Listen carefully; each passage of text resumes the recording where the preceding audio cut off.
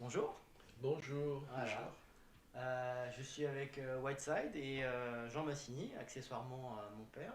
Euh, on a souhaité discuter un peu d'historique du taekwondo et bah, tu en fais partie puisque tu as été ancien responsable national du taekwondo en son temps. Et on s'est dit que ça serait bien. On est à bientôt 30 ans de la FFTDA, de création 95.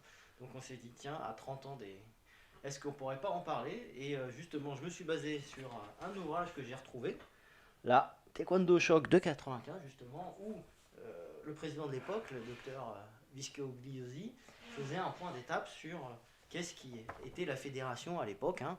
Et donc, bah, je me suis dit, tiens, si on le commentait avec toi. Donc voilà, je te le laisse, on va le commenter, mais avant de commencer, bah, les gens ne te connaissent pas parce que même si tu as été responsable national du taekwondo, tu as un peu disparu des radars. Donc voilà, comment tu as commencé les arts martiaux, comment tu es arrivé au taekwondo et comment après tu es rentré dans la fédération déjà. Comment as-tu commencé les arts martiaux? Oh, on commence toujours par hasard, hein, le sport, les disciplines, au gré des rencontres. Non, j'ai plutôt végété un petit peu en boxe thaïlandaise à l'époque. Tu as Et, commencé par la boxe thaïlandaise alors. oui, avec ça, et ben oui, parce que je venais du Laos. Alors. Et puis ben, en France, ben, il n'y avait que le karaté à l'époque, hein. On était tous dans les clubs de karaté. Donc tu commences par la boxe thaïlandaise et quand tu arrives en France, tu fais du karaté. Ouais, je faisais des karatés avec plusieurs professeurs que j'ai rencontrés de ci et de là, hein. Et puis ben, un jour, ben, on a fini par rencontrer quelqu'un qui faisait quelque chose qui s'appelle taekwondo. Je ne connaissais pas du tout. Et c'est comme ça que j'ai atterri chez Maître Bang Seo. D'accord, et c'était où ça? Maître Bang Seo, ben, c'était à Paris, le club de Montparnasse, ça s'appelait comme ça. Et comment, enfin, qui c'est qui t'en parle? Comment on t'en parle à l'époque? Ben, on en parlait parce que on faisait du karaté et de temps en temps, il y a des stages de karatéka. Bon, il y a des maîtres japonais qui venaient et puis les maîtres coréens, on en parlait comme ça, on ne sait pas qui c'est, par curiosité. Bon, C'était un peu obscur à l'époque. oui, oui, ben, tout était nouveau, hein, à l'époque, hein. Donc on le rencontrait et puis ben, comme j'habite à Paris, ben, je me suis inscrit chez lui, quoi. C'est dans les années 73 par là. Et qu'est-ce qui fait que tu veux plus faire du karaté ou en tout cas que tu as envie de basculer au taekwondo à ce moment-là? Bah, à karaté, j'en ai fait pas mal, puisque j'étais au niveau du ceinture marron à l'époque, parce qu'au karaté c'était marron. Et je pratiquais tout ce qu'il y avait comme karaté, quoi, les combats, les katas, tout cela. Puis j'ai vu le taekwondo, et puis bah, c'est aussi parce que c'est un coréen, et puis ben, on ne savait pas ce que c'était.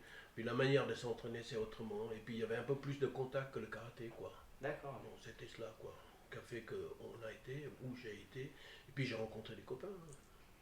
C'est ça. Oui, il y avait l'attrait de la nouveauté à l'époque.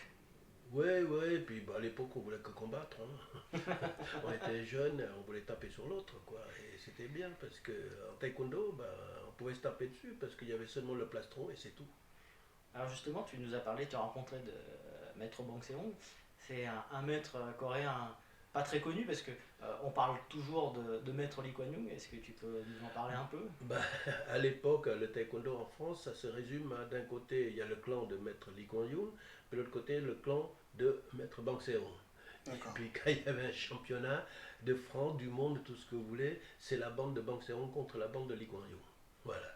Ok. Et on trouvait le gymnase qu'on pouvait, et on jetait les bouts de papier par terre, on ramassait le numéro, et puis ben, c'était ça le tirage au sort. Ah oui, d'accord. Bébé, pieds nus, pas de protège tibia, rien, rien, rien. On avait un petit plastron qui couvrait ben, juste le corps, c'est tout, pas de casque, rien et tout. Puis allez, ben, tapez-vous dessus, quoi. Et à C'est- l'époque, c'est combien de clubs le taekwondo quand tu démarres? Il y avait le club, les Lee Kuan Yew, et le club Bang Seo. Deux Ah, clubs quoi. deux clubs. Deux clubs. Et après, Tout à Paris bien sûr. tout était sur Paris. Et après, il y a des gars de province qui faisaient des certains passages. Et après, mais bien après, hein, il y avait quelques clubs qui se sont montés du côté de Montpellier, par exemple. Puis après, il y a d'autres Coréens qui sont arrivés, hein. Et tous ces Coréens-là sont arrivés. Ben, c'était Maître Bang Seong qui faisait arriver, ou Maître Lee Kuan Yew qui faisait arriver. Et ça renforçait encore le clan, parce qu'il y a le clan des Coréens de chez Lee Kuan Yew et le clan des Coréens de Maître Bang Seong. Donc on peut déjà dire que dès le démarrage, il y a déjà des clans. Ouais, bah c'est un peu normal, hein. C'est un peu normal. Bah, on faisait les combats, on s'est rencontrés, on était des bons copains, hein. Oui, la seule chose qui vous animait à l'époque, c'était la pratique, quoi. Oui, c'était la pratique, c'était la pratique. Bon, c'est la pratique l'art martial tel qu'il nous le proposait et on l'a accepté, hein, c'était bien. Mm. Sinon, on n'aurait pas été, hein. Bang Seo, il le faisait à sa manière, Lee Kuan Yew faisait à sa manière. Bon, voilà quoi. Et bien, bien sûr, on disait toujours que son école était le meilleur que l'autre, hein. Ouais, toujours. Ça Rien n'a n'a pas changé. changé. Et justement, alors, comment tu passes de l'étape de je me tape dessus avec les copains, on rigole bien, à tiens, si on commençait à essayer de se fédérer, faire un travail de fédération qui amènera plus tard donc à la création de la FFTDA. Bah, je pense pas que ce soit la meilleure des périodes, hein, parce que ça devenait très sérieux. Donc c'est l'administration, c'est tout cela, il fallait s'en occuper, et puis bon, on n'en rêvait pas de cela, hein. Mais comme on se sentait orphelin, on se disait qu'on existe, c'est comme si on n'existait pas, quoi. D'ailleurs, quand les gens parlaient du taekwondo à l'époque, ils parlaient pas de ça, ils parlaient de karaté volant. Ouais. Oui, Voilà. c'était le fameux terme, karaté Bon, on volant. s'est dit, et quand on allait quelque part, on vous regardait, dire ah, vous faites du karaté? Non, non, non, non. On passait notre temps à vouloir expliquer pourquoi on est comme ça. Parce que les kimonos étaient les mêmes à l'époque, hein. D'accord. Et tu passais, ben, tu voyais, ah bah oui, vous avez la même tenue. Mais oui, mais on fait pas ça. On passait notre temps à expliquer, à dire ce que c'est, parce que bah, on voulait notre carte d'identité, quoi. D'accord. Et cette carte d'identité là pour l'avoir, eh ben, faut l'expliquer. Ben, on l'explique à travers des administrations aussi, parce que quand on va quelque part, une association pour se présenter à la mairie, et puis il dit ah, vous faites du karaté vous? Non, non, non, c'est un club de taekwondo qu'on veut monter. Voilà. Tout temps, c'était très pénible. Donc il fallait structurer tout cela administrativement. Et puis ben, petit à petit, on s'est mis chacun son tour, quoi. Il n'y a pas plus un que l'autre. Bon, il y a la référence technique qui sont forcément les Coréens. Mm. Mais sinon, bon, nous, chacun notre tour, vas-y, toi, tu as le temps, bon, bah, toi, tu sais mieux écrire, parce qu'à l'époque, faut pas oublier non plus, il n'y avait pas l'ordinateur, il n'y avait pas tout ce truc-là pour faire des diagrammes, des jolis tableaux, quoi. Mm. Tout était à la main, tu avais la grande règle, tu traçais tout, tu faisais les feuilles de tirage au sort, par exemple, les médailles. On en mettait avec des rubans sur la table de cuisine, puis le lendemain à 5 heures on allait au truc, on le mettait sur la table, quoi. On voulait tous combattre, mais qui c'est qui va l'organiser? Ah. Et il y a ça, et il n'y avait rien. Donc ben, c'était bien quand on était dans sa cour de récréation, puis allez les gars, à 15 heures on fait ça. Ben, il y a le maître banc par exemple, dit bon toi tu mets à droite, tu te mets à gauche. L'autre dit non, non, non, je ne mets pas là-bas parce que moi je suis pas aussi lourd que lui. Ben, non, non, il est hors de question que tu disputes ton poids. On t'a dit d'aller à droite, tu te mets à droite. D'accord. C'est-à-dire que même les poids, enfin, c'était. Bah, il n'y en avait pas 36, hein. Il y avait, pendant un moment, il y avait poids moyen, poids lourd et poids léger, hein. C'était ça, quoi, hein. Puis là, on est arrivé à 10 catégories, je crois, non? Ça dépend. 8 ou 4. Bah, c'est olympique, Ouais, hein, c'est les ça. olympique, 4 catégories, hein. olympiques et 8 pour Ouais. le championnat du monde. Et donc, bon, on n'était pas gêné par ça, hein. Je me souvenais, on dit, bon, toi, tu vas combattre contre un tel. Au départ, quand tu n'es pas habitué, tu dis, non, monsieur, vous êtes sûr, là? Tu commences à dire ça, tu as déjà pris 2 claques, hein. Enfin, c'est une image de Ouais, claques, bien hein, sûr. mais il n'y en avait pas, les claques, hein. Et ben, on y allait, et puis ben, le petit, il se jetait sur le grand, mais très souvent, le grand, il était perturbé, hein. Parce que, ouh, il dit, je vais pas lui taper dessus parce que je vais lui faire mal. Il y a ça aussi, hein, il y a un peu de retenue. Puis le petit dit, je vais pas me laisser faire, bah, il se jetait dessus, comme un chien enragé, quoi. Ça faisait des combats très marrants, quoi. Mais oh, il n'y a pas tellement de blessures que ça, mais ça y allait, quoi. D'accord. Mais le format compétition prime déjà, mais est-ce que il y avait déjà les tatamis où c'était des rubans qu'on mettait au sol? Parce que moi, quand je suis arrivé, c'était un peu limite encore. Ouais, mais il n'y avait pas tout ça. Là. Par endroit, on avait pratiquement la terre battue aussi, hein. Ah, d'accord. J'étais en Corée, enfin, là, il y a 2 clubs sur 3, hein. Il y avait de la terre battue, hein. D'accord. À cette époque-là, je parle, hein. Et ça s'est modernisé, c'est devenu très très techno, quoi, comme on dit. Mais sinon, bon, allez, on organise la chose. Ben, on votait au taekwondo surtout parce qu'il y avait des combats, hein, à l'époque. On ne savait même pas ce que c'était qu'un pumse, hein, faut pas oublier, hein. D'ailleurs, ça s'appelait pas pumse à l'époque, des palguets. Voilà. C'était D'accord. des palguets. Mais il y avait un autre nom encore. Ben, il y a deux autres noms. Aujourd'hui, c'est des Tigers. Ouais. Ouais. Les Tigers, ben, le Tiger, il est il est très récent, quoi, comme Pouncey. Je crois qu'il date des années 90, quelque chose comme ça. Hein. Ouais, j'ai connu que ça, moi. Oui, mais parce que, enfin, comme tu le disais, au départ, le taekwondo arrive comme ça, et c'est plus tard qu'on commence un petit peu à normaliser sa pratique. Au départ, c'est un peu, on y va comme ça, on voit, et puis après, avec le temps, dans le but de normaliser la pratique, on commence à mettre en place des tagueux, etc., etc. Bah, c'est assez compliqué parce que les gens voulaient faire du taekwondo, tout simplement, ça existe, et il n'y avait pas de problème. Mais après, quand on voulait normaliser tout ça, ça devenait compliqué parce qu'il faut expliquer à travers quelque chose. Mais ce quelque chose, c'est quoi? Bah, il dit, bah, tu veux passer ton grade. Bah, bon, tu vas faire Tiger ou Palgué, ou voilà, tel Poumsé. Bon, il faut qu'il y ait une structure, quoi, administrative. Parce qu'avant, on n'avait pas de quoi passer la ceinture noire. On arrivait, on fait des trucs. Des fois, je me souvenais, il te faisait faire 4 combats, 5 combats. Puis ça l'amusait, le maître. Il dit, oh, t'as pas assez combattu. Reviens combattre encore. Tu te retrouves avec 6 combats. D'accord. Et il dit, ouais, c'est peut-être bien, c'est pas mal, pas mal, pas mal. Mais quand il est de bonne humeur aussi, hein, parce que c'est ça aussi. Quand il était pas de bonne humeur, il dit, oh là là, tu attends, on verra. Donc si je résume, en fait, On réclame pas, quoi.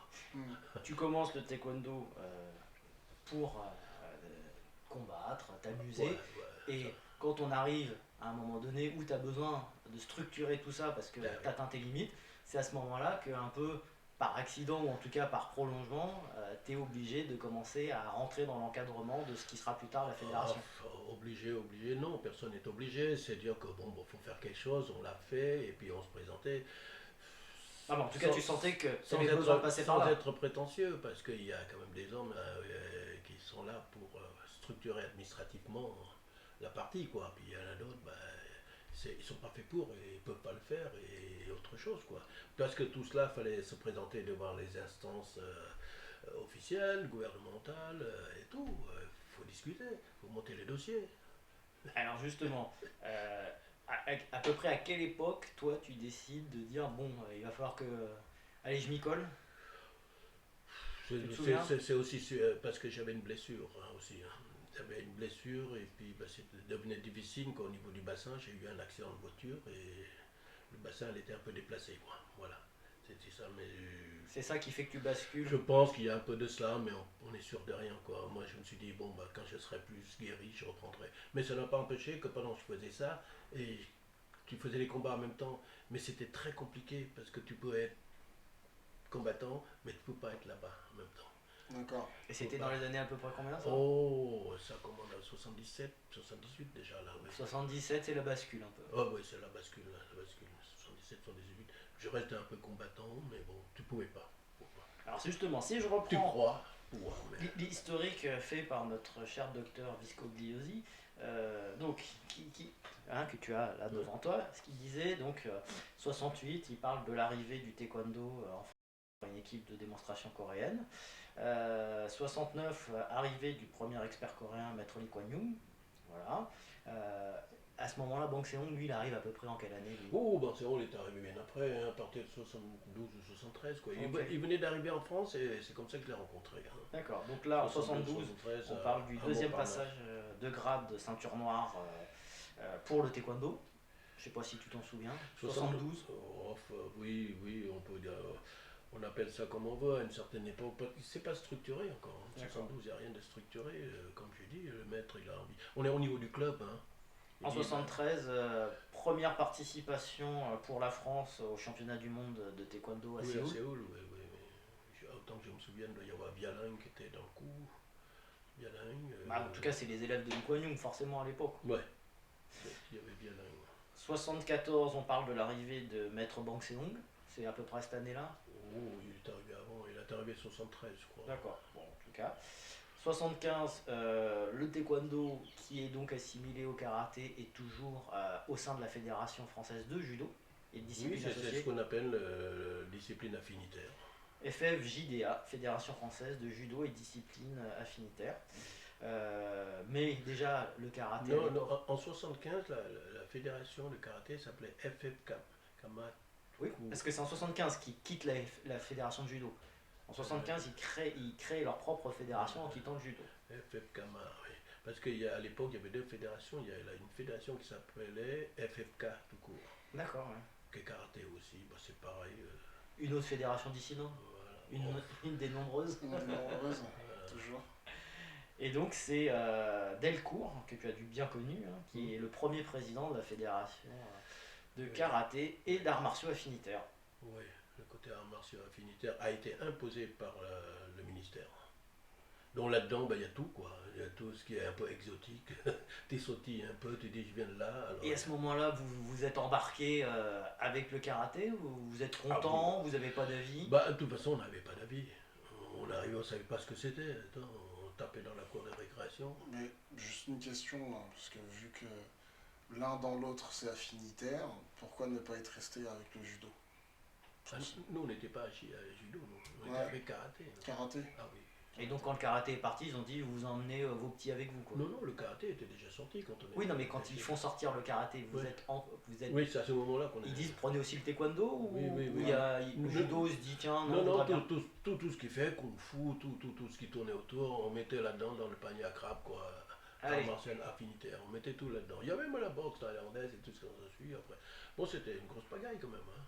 Mais bon, comme ce sont des gros groupuscules, ça rentrait par petits bouts ici. Et puis la FF Kama, elle est contente, ça lui faisait des licences en plus. Ouais. Et donc à l'époque, toi, tu as déjà commencé à t'intéresser un peu à tout ce qui est fédération. Non, non, Non. non, non, pas du tout. T'es encore pratiquant, toi, en 75, 76. Oui. Bah, on en faisait un petit peu quand on faisait, comme on dit, des championnats entre Lee Kuan Yew et Bang Seon. On se retrouvait au stade Pouchet. Alors qu'est-ce qu'on fait? Bah, tout le monde donnait la main. Hein. On arrivait, bon, l'autre il dit bah, moi je vais ouvrir la porte hein, parce qu'on avait la clé. Et l'autre il dit bah, moi j'ai amené des bouteilles d'eau. Et l'autre t'amène des médailles. L'autre tu amènes la coupe, tu sors du carton, tu mets ça là. Et puis l'autre tu fais des sandwichs. Tout le monde y participait quoi. 76, un premier responsable national du taekwondo est nommé au sein de la FFKMA, Monsieur Vialinck. Bialin, ouais. Voilà. Ruben Bialin, ouais. La FFKMA, en tant que fédération qui intègre le taekwondo, est affiliée à la World Taekwondo Federation. Oui. L'équipe de France de taekwondo participe au 3e championnat du monde à Chicago. Chicago, ouais. Tu t'en souviens? Oui. Il y avait Barras, Reynald, il y ouais. avait Gancilius, je crois. Gancilius. Ah, il y a le poids lourd, je crois, qui était de Saint-Maur, là. Bon, lui, c'était le meilleur. C'était le meilleur des poids lourds. Limon Ho arrive déjà dans l'encadrement? Non, 75, Non, on est en 76 là. 76, bon, il arrivait discrètement quelque part, quoi. Mais c'était l'époque où, avant tout cela, il y avait Lee Yong-son de Lyon, Youngson, ouais. qui est arrivé en même temps que son copain. C'était deux très bons copains, ils se sont fâchés d'ailleurs en France. Han Enki, qui est devenu par la suite directeur technique de la Grèce. Et ils étaient en France, tous les deux, je me souviens, j'ai été chercher, et donc on s'est entraîné avec eux aussi. Donc là, il est arrivé Léon Guillaume, c'était François Cordier, mon beau-frère, qui l'avait fait venir à Lyon. Directement, il est parti à Lyon. Je me rappelle, on a pris la 4L, on a pris la voiture, il n'y avait pas d'autoroute. Putain, elle était longue la route. On est arrivé là-bas, on avait logé à la MJC, on a mangé des cacahuètes, voilà. Et pourquoi il avait voulu faire venir Lee Young-son à Lyon? Ben parce que lui, à l'époque, il venait avec Bang Seong aussi faire du taekwondo, mais comme il est basé sur Lyon, il voudrait avoir un plus, quoi, parce que eux, c'est pareil, c'est des gars qui venaient du karaté. Lee Biscogliosi, c'était karaté aussi, et c'était l'élève à François Cordier. Biscogliosi, mon beau-frère. Et on se connaissait, on s'entraînait ensemble, quoi. Et il venait de temps en temps à Montparnasse, chez Bang Seong, pour s'entraîner. Et voilà, donc Lee Yong-son est arrivé à Lyon, comme ça, c'est François Cordier qui l'avait fait venir, et Han Enki est venu aussi, c'est Bang Seong qui l'avait fait venir, et je me rappelle, il logeait dans une cave à Maison Alfort, mais quand je dis cave, c'est cave, hein. Ah ouais. C'est vraiment les débuts du taekwondo là. Ouais. Ah, il était dans la cave là-bas, on lui faisait manger des chocolats, enfin, on n'était pas bon non plus. Hein. Et donc il venait à Montparnasse donner des cours avec Maître Bancéron. Et comme il avait monté un ou deux autres clubs, dont un autre club à Place d'Italie, donc c'est là qu'on commençait à envoyer ses lieutenants quoi, pour faire fonctionner le club. Donc Annen qui était là, et puis ben, ça tournait pas très bien, hein, parce qu'il faut dire ce que c'est, hein, les maîtres coréens qui sont venus, c'est de l'abattage, il faut faire marcher, il faut manger, il faut tout ça, quoi. Il faut se loger. Hein. Et puis ben, il a eu une opportunité, et puis ça s'est fâché aussi ici. Je me rappelle, on a fait un soir, on a fêté son départ, ben, il est parti en Grèce, puis il est resté en Grèce. Bon, je l'ai revu une ou deux fois au championnat du monde, tout ça. J'ai gardé le bon souvenir. Voilà, les deux autres qui sont arrivés bien après Bancéron et Lee Kuan-yew, c'était Lee Hong-son à Lyon, qui est toujours, Annen qui maintenant qui est en Grèce, et c'est après que c'est arrivé Lee Mun-no. D'accord. Et Lee Mun-no c'est pareil, c'est un accident. Il ne devait pas être en France. Lee Mun-no, son truc à lui, c'est d'aller aux États-Unis. Sauf que pour aller aux États-Unis, c'est plus compliqué que de venir en France. C'était sur la base des données. Lui, il s'est présenté déjà à la douane, à la frontière, quoi, aux avions, comme on dit. Et puis, ils ont tapé sur la base des données. Non, non, vous ne pouvez pas y aller. Voilà. Bon, il s'est arrêté en France. Ça devait être une étape et puis il y est resté. Mais il est resté dû comme ça. 15 jours ou 2-3 mois après, il s'est représenté. Il dit bon, ben, je vais aller aux États-Unis. Les mecs, ils ont tapé dessus. Ah non, monsieur, on vous a déjà dit que vous ne pouvez pas venir. Mais tu sais pourquoi ils en voulaient pas? Moi, j'en voulais pas. Je pense que le quota est atteint et puis qu'il ben, y avait personne. Parce qu'il faut avoir la carte verte et tout Oui, ça. oui. Tout ça, c'est assez compliqué. C'est plus facile de venir en France qu'aux États-Unis. Et pourtant, il y a des Coréens aux États-Unis qui menaient des sacrés business qui marchaient bien, dont celui du Mexique, là. C'est comme ça, c'est le full contact, c'est les Coréens qui l'ont monté. Hein. Les gants de boxe, les kimonos satinés, rouge, vert, jaune, tout ça, ça coûtait très cher. Ils n'ont pas changé, hein. Ils continuent à nous vendre des pitaines, des plastrons électroniques, ça, sont très bons. des doboks en lycra. Ouais, voilà. Et c'est comme ça que le mono, il est resté en France. Et comment il est resté en France? Ben, ça devenait compliqué. Et pour lui aussi, il faut manger, c'est toujours la même chose. Hein. Et il s'est retrouvé à Nantes par le biais d'un certain Guy Haneuf. Guy Haneuf qui lui était à l'époque la FFTKD.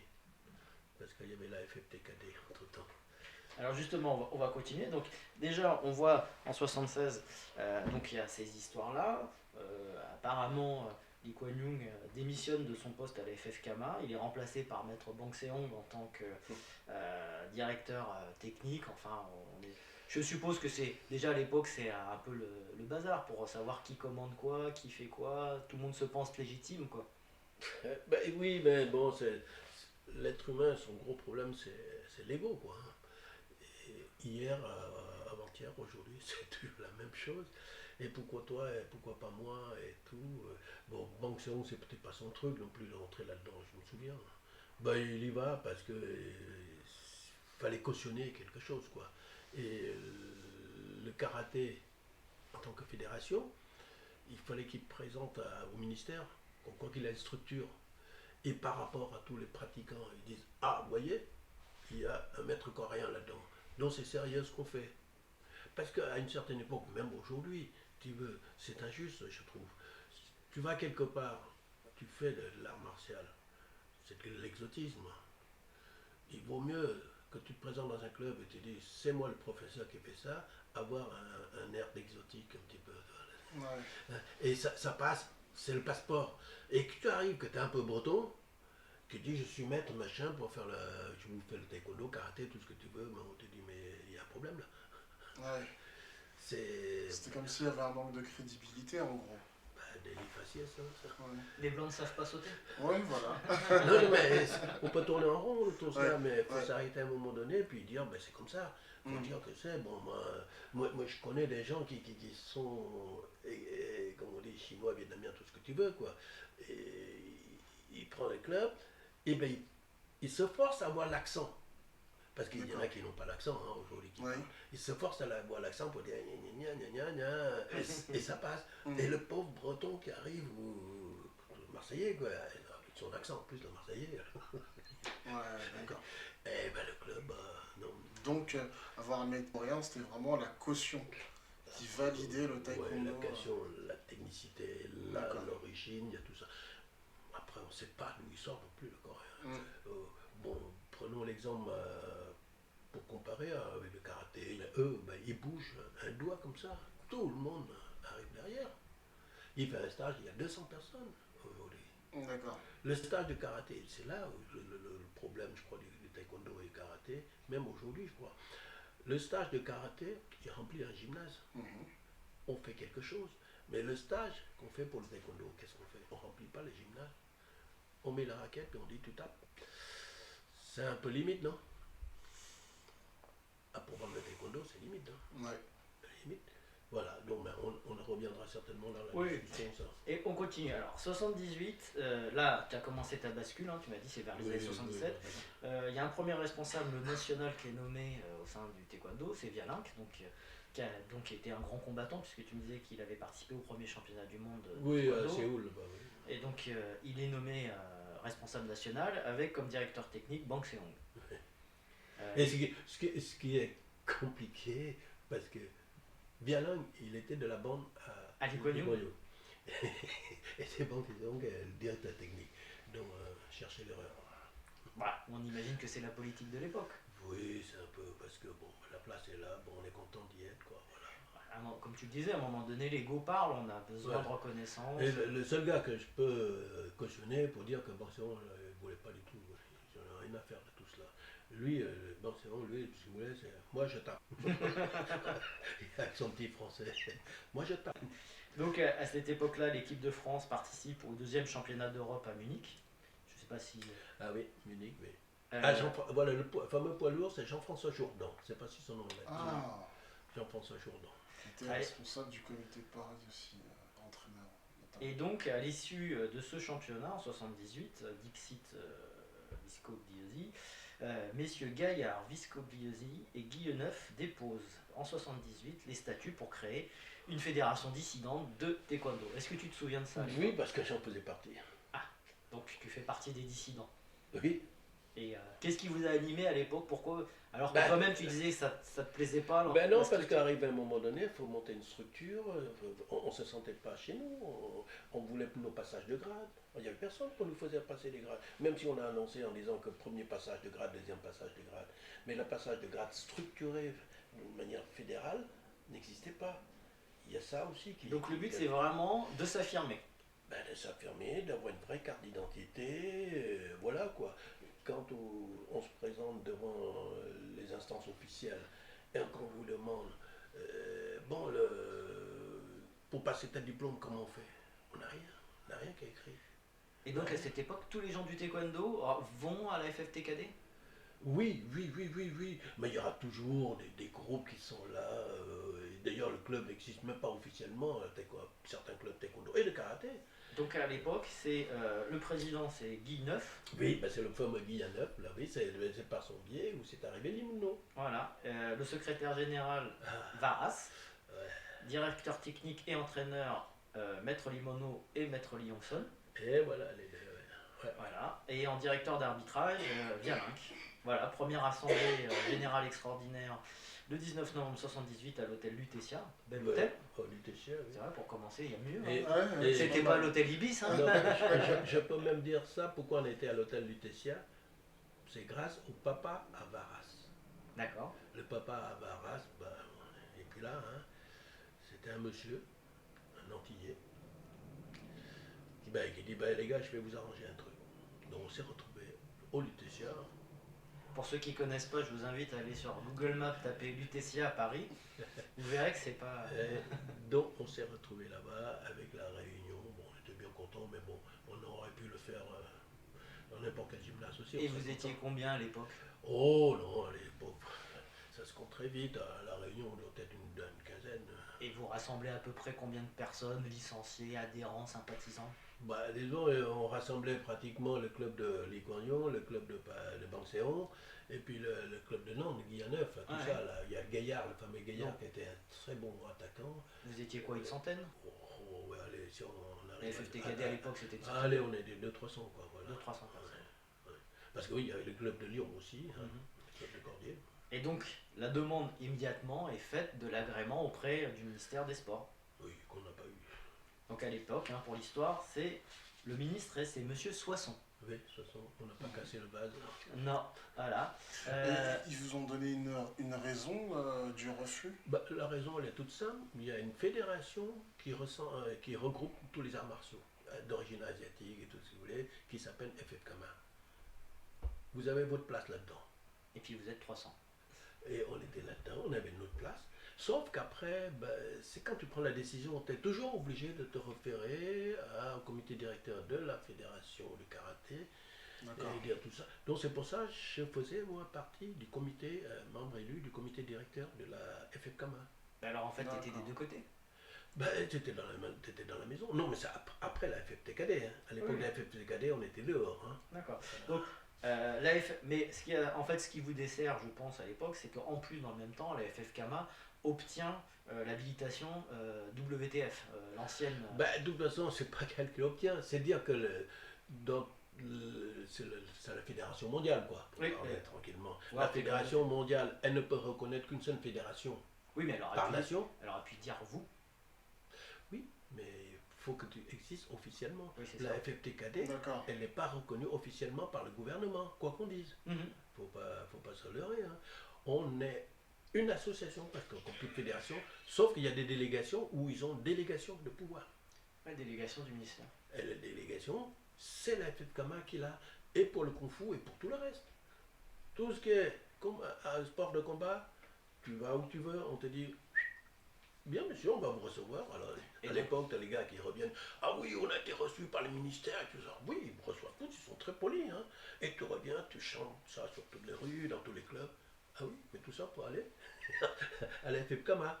Mais à chaque fois, on a eu 3-4 réunions. On dit, ouais, on le connaît député, il va nous amener. Tout le monde y a cru. Bon, à l'époque, on était jeunes, on croyait tout ça, alors on racontait. Mais la technique, c'est ça, tu rentrais là-dedans. Quoi qu'on dise, je veux dire, on a travaillé, on a fait ce qu'il fallait. Hein. Et à l'époque, vous y croyez? Ou c'était... Bon, c'était ça. Non, il y a des périodes où c'était pénible, on était fatigué. Non, mais ce que je veux dire, c'est que vous l'avez fait pour mettre la pression sur la FFKMA en disant, tiens, on fait un coup de force, on sort et on leur met la pression. On fait parce que c'est légitime. À l'époque, vous aviez vraiment l'impression que vous y alliez réussir. Oui, on commençait à réussir, mais bon, il y a des périodes, c'est très difficile, c'était Alors. fatigant. Parce qu'attention, c'est quand même un coup de procès. Hein. Oui, Oubliez, hein. et puis résultat, à l'époque, comme la FFKMA obtient l'agrément, la reconnaissance par la Fédération mondiale, les grades de ceinture noire sont officiellement reconnus mondialement, alors que les vôtres ne le sont pas. La FFTKD, la Fédération dissidente, essaye d'organiser son premier championnat de France de taekwondo, mais pour autant, le titre de champion de France C'est ça. étant réservé à la fédération officielle, c'est des faux titres que vous avez sur le papier, quoi. Allez, on va pas être méchants, les gars ont combattu quand même, mais ils ont mis Oui. un pied devant l'autre, tout ça. Après, on va se battre on va chipoter sur le côté administratif, d'accord. Ouais. Mais bon, c'est vrai que le titre championnat de France est protégé. Voilà. Hein. Le grade est protégé en France. Mais maintenant, je connais des tas de gens qui ont des super grades et personne n'a été les emmerder. Hein. Et c'est placardé comme ça. Mais c'est officiel, C'est officiel. Ouais. C'est officiel. on le sait. Hein. Et alors, bon, vous voulez quoi? Tous ces trucs-là, il faut se battre à coups d'avocat. Mais quand tu sais que tu dis bonjour à un avocat, ça coûte 500 balles. Hein. Et donc, dans le même temps, il y a un nouveau ministre, Monsieur Mazot. Moi-même, à cette époque-là, j'étais faire le championnat de France à Poitiers. Tiens, je me rappelle, c'est 78, quelque chose comme ça. J'étais faire le championnat de France à Poitiers, voilà, où j'étais finaliste. Voilà, quoi. Voilà. Mais ce n'est pas reconnu. C'est la même chose que ce que Voilà. j'étais en train de lire. Quoi. Vous êtes presque vice-champion de France.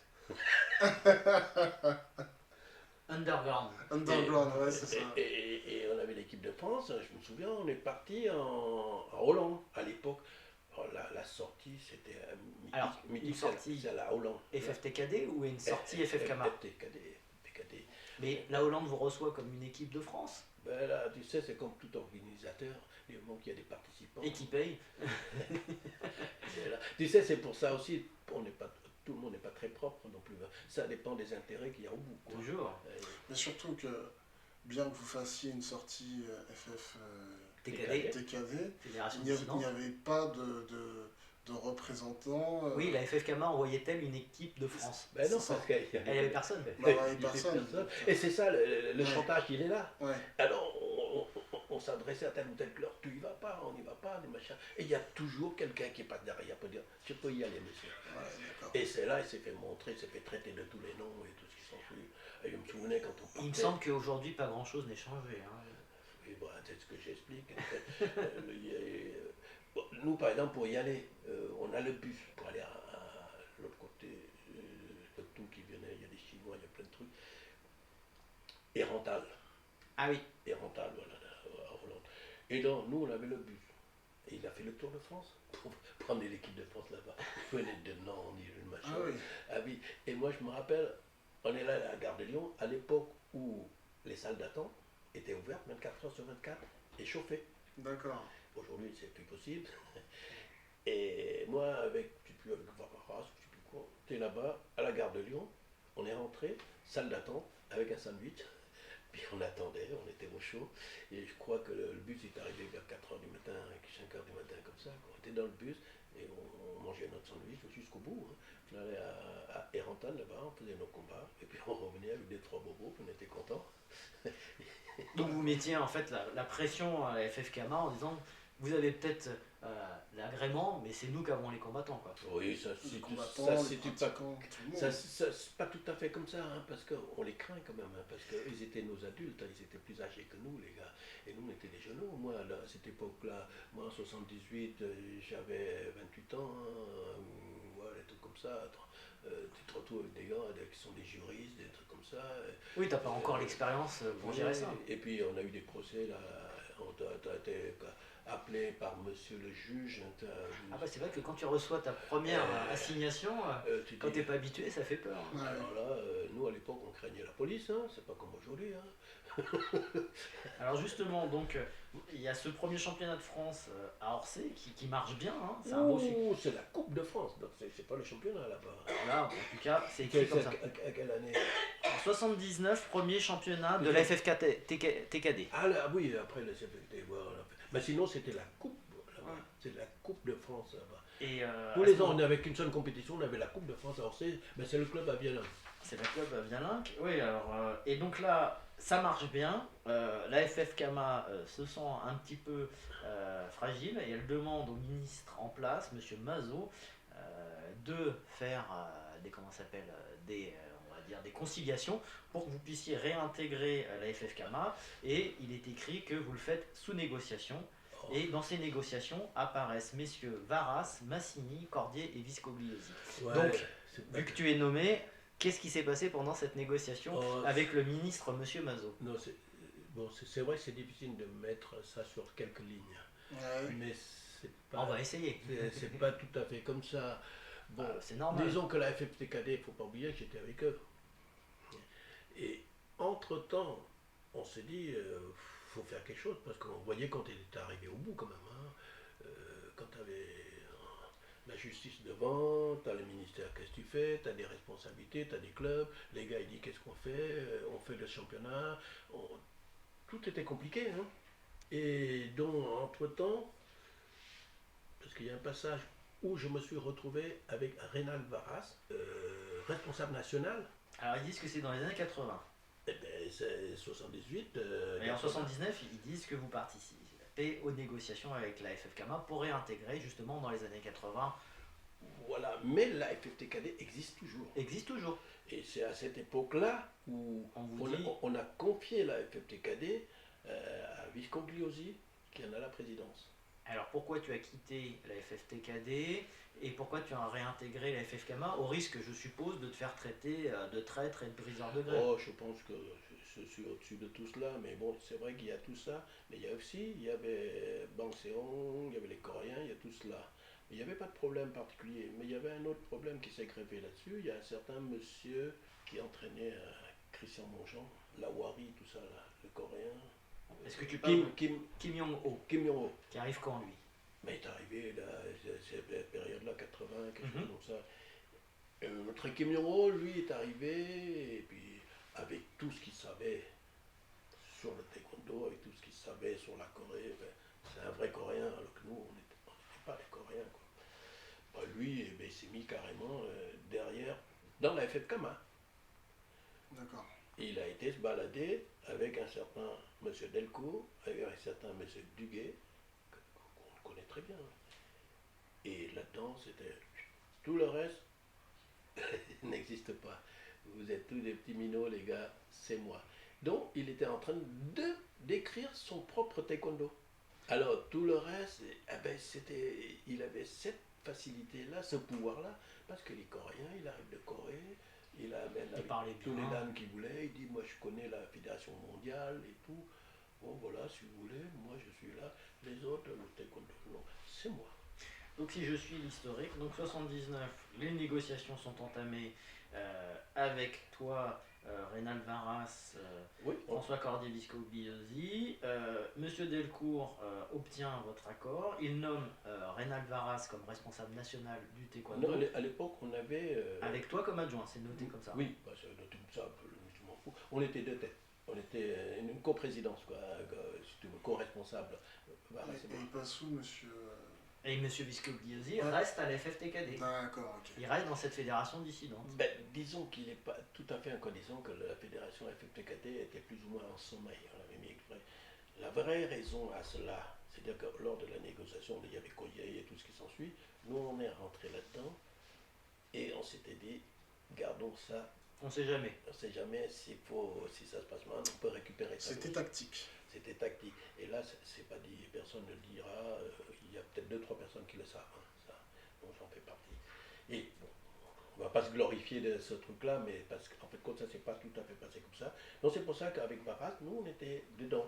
D'accord. Et donc, dans cette partie de travail-là, parce qu'après, on rentre là-dedans, non seulement on est rentré dedans, mais on est élu comme membre du comité directeur, la FFKMA. Donc avec une vraie légitimité administrative. Voilà, on est devenu vraiment officiel. Et à partir de là, on demande, à l'inverse de tous les responsables qu'il y a eu jusqu'à présent, c'est toujours responsable technique, directeur technique, tout ça. Mais tu viens, tu dis bonjour, c'est tout ce qu'il y avait. Mais là, officiellement, on était avec Barras, où il fallait structurer le taekwondo. Et bien entendu, dans la FFKMA, mais la FFKMA, là, cette fois-ci, nous a donné les moyens de structurer. C'est-à-dire que quand tu prends un gymnase pour faire un championnat, ça coûte de l'argent. Là, ça veut dire que là où avant ils vous considéraient un peu comme des pièces rapportées, là, ils composent vraiment avec vous maintenant. Oui, Ils vous prennent plus au sérieux. Moi, je pense qu'ils ont toujours été sincères et honnêtes de ce côté-là. Il faut reconnaître dans les faits communs de ce côté-là. Oui, moi, j'ai bien côtoyé tous ces gars. Il y avait Guy Sauvin et tout ce qui s'ensuit. Ce qu'il y avait, c'est que on ne peut pas rentrer dans une maison puis dire du mal de la maison, quoi. Ouais, C'est emmerdant. c'est normal. Alors que l'ensemble des gars du taekwondo, ils disent, oh, tu rentres là-dedans, dis-leur ceci, dis-leur cela. Non, Oui, c'est la fameuse on va renverser la table. Oui, c'est pas possible, quoi. Je veux dire, on était là-dedans. Eux, ils sont 150 000 licenciés. Quand même, hein. Ah, quand même, hein, à l'époque, c'est pas mal. Et nous, C'est plus déjà que nous aujourd'hui. nous, on arrive avec, On n'a jamais eu, même. avec 300-400. Là, on se dit, bah, qu'est-ce qu'on fait? Il faut structurer. Mais c'est là où on commence vraiment. Alors justement, on voit qu'il y a une ébauche de structuration. Donc responsable national, Monsieur Varas, entraîneur national, Maître Lee Yong-son. Oui. Responsable des passages de grade, Monsieur Kim Jong-ho, comme tu disais, il arrive pour apporter sa légitimité sur cette partie-là. Et Monsieur Notte, Ivan Notte, un petit 4. qui est responsable de l'arbitrage. Un ancien combattant, là, poids lourd. Responsable de l'arbitrage, Maître Bong Seong. Oui, alors là, Je pense que c'est pareil, on lui a dit mettez-vous là, vous serez bien. Ok, la lecture, là, on peut la faire de 36 manières, mais on n'aura jamais la version originale. Bah justement. C'est pour ça qu'on t'interroge. Donc, quand tu te vois aujourd'hui, et le père Maître Bang Seong, il est enterré quelque part là, hein, et on a rigolé parce que si tu as dit Bang Seong est responsable de l'arbitrage, attends, c'est le premier à vouloir égorger l'arbitre. Fallait voir ce qu'il pense des arbitres. Hein. Ouais. Non, ils seront tous là, on a dit il faut mettre un nom. Bon, fallait remplir, tu sais. Oui, c'est bon. comme le fameux tableau, le logiciel Excel. Faut mettre des noms. C'est très joli de faire des organigrammes, c'est très facile. Et après, il dit Robert, bon, il y avait 2 postes où vraiment il fallait faire quelque chose. C'était au niveau du responsable. Après, responsable des compétitions, maître Liu Sun-ko et Ah oui, Monsieur Cordier. Il est mort, Yusunko. Donc Monsieur De Cordier. Toulouse. Responsable technique, maître Limon Ho. Oui, ben c'est pareil, c'est-à-dire on veut paraître. Hein. Alors Limuno, il avait, si tu veux, la belle réputation, parce que c'était un ancien coach de l'équipe. Et puis un ancien champion aussi. De l'ancienne équipe coréenne nationale, et lui, il était champion aussi. Mais lui, c'est écrit, c'est vrai, quelque part. Ouais. D'accord. Ah bah il est au musée du Kukiwon, hein. Lui. D'accord. Et ça reste un très bon copain, on se voit rarement, mais c'est un monsieur. Ah oui, bah il a encore gagné l'Open technique là récemment à Paris. Là, il y a eu l'Open de Pumse technique. Il a encore gagné. D'accord. Oui. Et donc à l'époque, il y a aussi une commission nationale hein, dont tu fais partie avec François Cordier, Note, Gaillard et Varas. Donc voilà. Donc on sent que déjà ça commence à se structurer là. Sur les débuts de la structuration, ça s'appelle Commission nationale CNT, non pas CNT. Je ne sais pas, c'est pas marqué. Oui, c'est une commission, quoi, parce qu'il faut exister. On ne peut pas exister en disant que c'est un groupe d'individus. Et donc à l'époque, c'est comité, c'est tout ce que tu veux. Donc déjà à l'époque, tu sens que ça y est, la bascule est entamée. Ah oui, c'est à ce moment-là où vraiment. Tu t'es dit, vraiment. Je suis parti. Oui, c'est pas tellement ça. C'est qu'on existe devant les messieurs qui Mais parlent. à ce moment-là, ça t'intéresse? Ouais, t'es obligé là. Parce que sinon, tu n'aurais pas fait ça. Tu peux pas dire, bon, on crée une commission et puis avec. Et donc ce qui t'intéresse à ce moment-là, c'est l'aventure, quoi. C'est dire comment on part de zéro pour créer quelque chose. Ouais, c'est pas, parce que ça dépend. À l'époque, à 30 ans, t'as la tête qui est un peu gonflée aussi. T'as plein de choses comme ça, quoi. Ça. Et puis, bon, mais t'es pris au jeu. C'est surtout Bah, ça. c'est intéressant. Tout le monde n'a pas créé une fédération. Ouais, quand même. Oui, mais t'es pris au jeu, toi, là, parce que mais je me suis pas levé à 20 ans en disant que je vais faire ça, quoi. Moi, j'ai envie, les gars, qui sont capables de dire ça. Mais moi, c'est parce que j'ai rencontré un Ketel, j'ai rencontré les Gorions, j'ai rencontré les Mouno, j'ai rencontré d'autres gars. J'ai dit, on se met à table comme ça. Alors, à l'époque, on avait organisé ça où? On avait organisé ça ici, les Moulineaux, où on habitait, au 4e étage. C'était une table comme ça, Yves Arnaud était assis là, il y a mon chien, le boxeur, il était là et tout. Et il dit quoi? Alors il se lève. Et donc le diable, Chagui, tu le fais comment? Tu le fais comme ça? Non, assieds-toi, on fait la réunion. Voilà. Et donc là, à ce moment-là, est-ce que vous savez déjà que, parce que ça sera en 88, le taekwondo, là aussi, vous le sentez arriver? Là aussi, non, personne ne le sentait arriver, il ne faut pas croire non plus. Mais il y a le côté politique. Là. Il faut savoir que la Corée aussi avait des gros problèmes. Parce qu'il y avait la fameuse fédération, les fameuses généraux qui ont vraiment fait taekwondo, se sont réfugiés au Canada. Le PAC, le général PAC, j'ai rencontré aussi tout ça. Et eux, ils ont aussi leur championnat, la World Fédération. La ITF, International Taekwondo Federation. Voilà, c'était eux les premiers à avoir des kimonos avec les liserés noirs, tout ça. Ça, c'était eux. Nous, on était blancs comme le karaté, hein, ce que c'est. Donc, là, à l'époque, et donc, il y avait le président de la Fédération mondiale, non, Eun Yong Kim, qui était le président, et lui, il a la permission de mettre tout ça. Et lui, c'est pratiquement le politique man, quoi. On sent que l'envie d'indépendance vous habite toujours malgré tout. Et même si vous rejoignez la FFKMA pour cette fois-ci bien vous structurer, est-ce que déjà quand même vous avez en tête de se dire on sortira quand même? Oui et non, parce que il ne faut pas oublier non plus la partie financière là-dedans. Il ne faut pas oublier, parce que tout qu'on a eu comme les premières médailles là, on est parti avec la finance. Oui, l'argent de la FFKMA. Après, il y a toute une discussion là-dessus en disant que le ministère nous a donné de l'argent, c'est le FFKMA qui a court-circuité notre argent. Non, le ministère donne l'argent à une fédération. Et la fédération fait la répartition au sein de son comité directeur. Comment voulez-vous qu'on fasse le prorata par rapport au karaté qui ont un certain nombre de licences. Et après, il y a le Kung Fu là-dedans aussi, il y a le Viet Po Dao et tout ça. Et nous, on est au même niveau. Et quand on fait un déplacement au championnat du monde, ça coûte de l'argent. Quand on va au championnat d'Europe, ça coûte de l'argent. Quand il faut habiller, Ah bah ça déjà, coûte de même quand l'argent. tu vas dans une compétition à côté, ça coûte de l'argent. Et donc, il y a ça, il y a l'hôtel, il y a tout. Donc, on va pas rentrer dans les détails, on sait que ça coûte de l'argent. On a fait les championnats du monde militaire, donc Boileau a participé, d'autres trucs comme ça a marché. Et on y allait. Et parallèlement à cela, il y a la FFTKD qui continue. Et il faut que, Mais alors justement, pourquoi elle continue? Pour Ben- mettre la pression ou parce que... disons qu'elle continue avec une autre politique du style, oui, c'est à nous, le taekwondo. Donc, nous allons exister Et vous, comme ça. au sein de la FFKMA, quelle est votre vision par rapport à la FFTKD quand vous y êtes? C'était compliqué parce que si on est sorti en laissant la FFTKD, parce qu'on était de la FFTKD quand même, on est rentré là-dedans, on gardait le truc, pourquoi? Pour pouvoir faire participer les athlètes aux championnats du monde, championnats d'Europe. Parce que tout FFTKD qu'on était, on n'était pas reconnu par les Coréens, c'est-à-dire la Fédération mondiale. La Fédération mondiale, il n'y a que les Coréens. Hein. Donc quand tu es au sein de la FFKMA, c'est uniquement pour participer aux événements de compétition internationale, mais t'as pas la conviction, si? Si,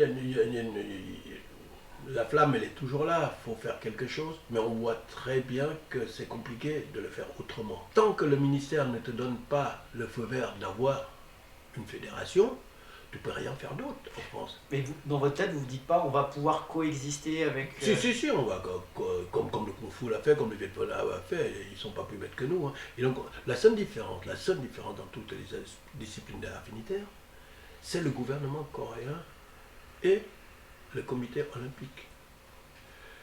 Tout ce qui est arrivé à la Fédération française, la FFTKD, c'est le gouvernement coréen qui a travaillé pour faire entrer le taekwondo aux Jeux olympiques. Et à partir du moment où le taekwondo est rentré aux Jeux olympiques, il ne faut pas oublier, c'est le gouvernement coréen et seul le gouvernement coréen qui a envoyé les maîtres coréens un peu partout à travers le monde faire voter tout ça pour entrer. Il y en a même pas qu'un sur le continent africain. Hein. Donc la Côte d'Ivoire, tout ça, et puis même autres que j'ai connus. Du jour au lendemain, d'ailleurs, ils sont venus justement à la Défense, parce qu'il y avait une petite réunion, tout ça, mais c'était une réunion comité olympique. Nous, on était des gamins, on n'existait pas. Hein. Faut pas oublier, hein. La FFTKD, devant la Fédération mondiale, n'existait pas. Pour eux, seule existe la FFKMA. Ce qui a basculé, on le savait, c'est le gouvernement coréen qui a réussi à faire entrer le taekwondo au JO. Et à partir de ce moment-là, le JO, au niveau international, c'est CIO. Hein, et en France, dans chaque pays, donc en France, c'est le CNOSF. Comité national olympique du sport français. Ça, ouais. Voilà. Et à partir de ce moment-là, le gouvernement a dit, au CNOSF, c'est qui? C'est les sports disciplines olympiques. Vous pouvez venir chez nous. Dans un premier temps, on a eu un bureau. Il y a À le côté stade du stade Charletti. Charletti, là. Ouais, C'est pas gentil. C'est là, gentil. Et là, tout le CNOSF. Ils nous en est tous sur le bureau. Mais ils ont donné un bureau à qui? À la FFKMA ou... Non, Non. au taekwondo. Et donc là, vous êtes senti, ça y est. Oui, du jour au lendemain, tu te bats pendant 6 ans pour avoir quelque chose, ça passera pas tant que administrativement ça bascule pas. Et là, le CIO a dit au CNOSF, Donc le CIO, Où c'est sont- le Comité international olympique, oui, c'est eux qui dit au Comité national olympique du sport français, c'est bon. Le taekwondo français, c'est qui? Ah, voilà. Après, il y en a des gens qui Ouais. disent que c'est le karaté. Non, ils ont dit, vous avez ça? Le gouvernement, il a dit. C'est ça? Bon, ils sont au JO, ils ont droit à temps, c'est-à-dire pépette, l'argent. Nous, on est resté pendant une saison, au moins là-bas au comité olympique français. On avait un bureau, on avait tout ce qui se met. Et donc là, à ce moment-là, tu dis, ça y est, Et c'est on là, a la légitimité. c'est là, je veux dire, c'est facile, quoi, je veux dire. Ils ont fait le boulot, l'international est reconnu, le français est reconnu, le gouvernement, il voit comme ça, les gars. Hein. Quand ça passe comme ça. Mais toujours la distribution justement des sous, elle arrive quand même à la fédération Non. de... Elle vous Non, arrive directement? directement. Non, mais elle arrive et dit vous aurez ça.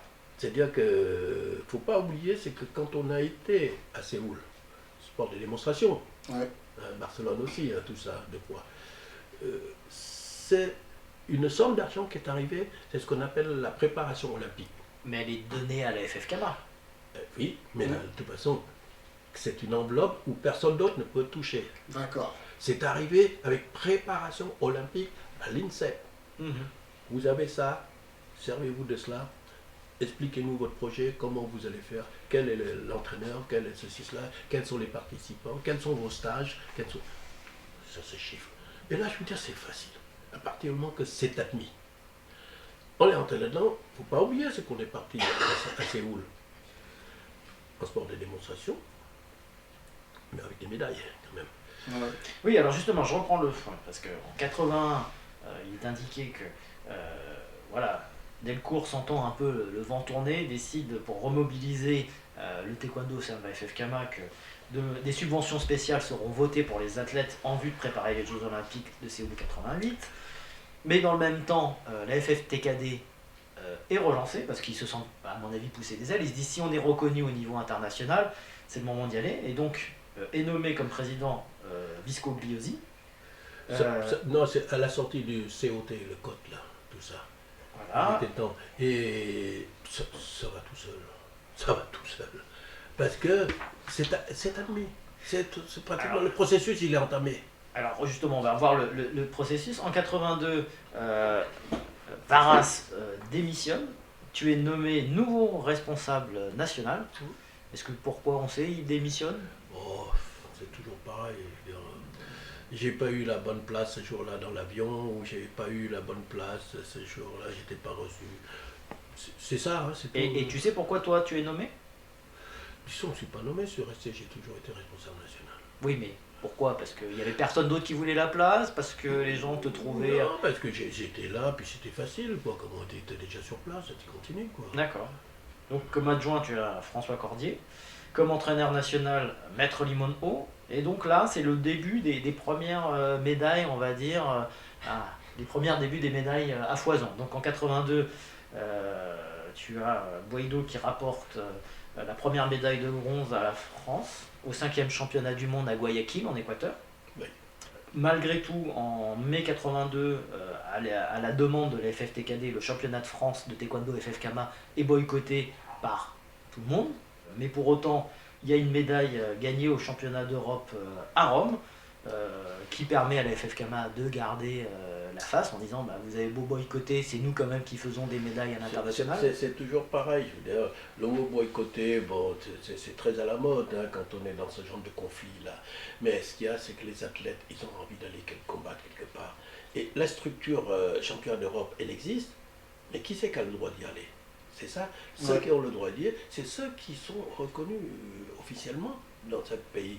Nous, on avait fait déjà, même avant ça, FFTKD, on dit oui, vous nous faites venir. Non. Le gros problème, c'est simple, c'était Chypre. Tu avais Chypre turc et Chypre grec, je crois, dans chaque pays.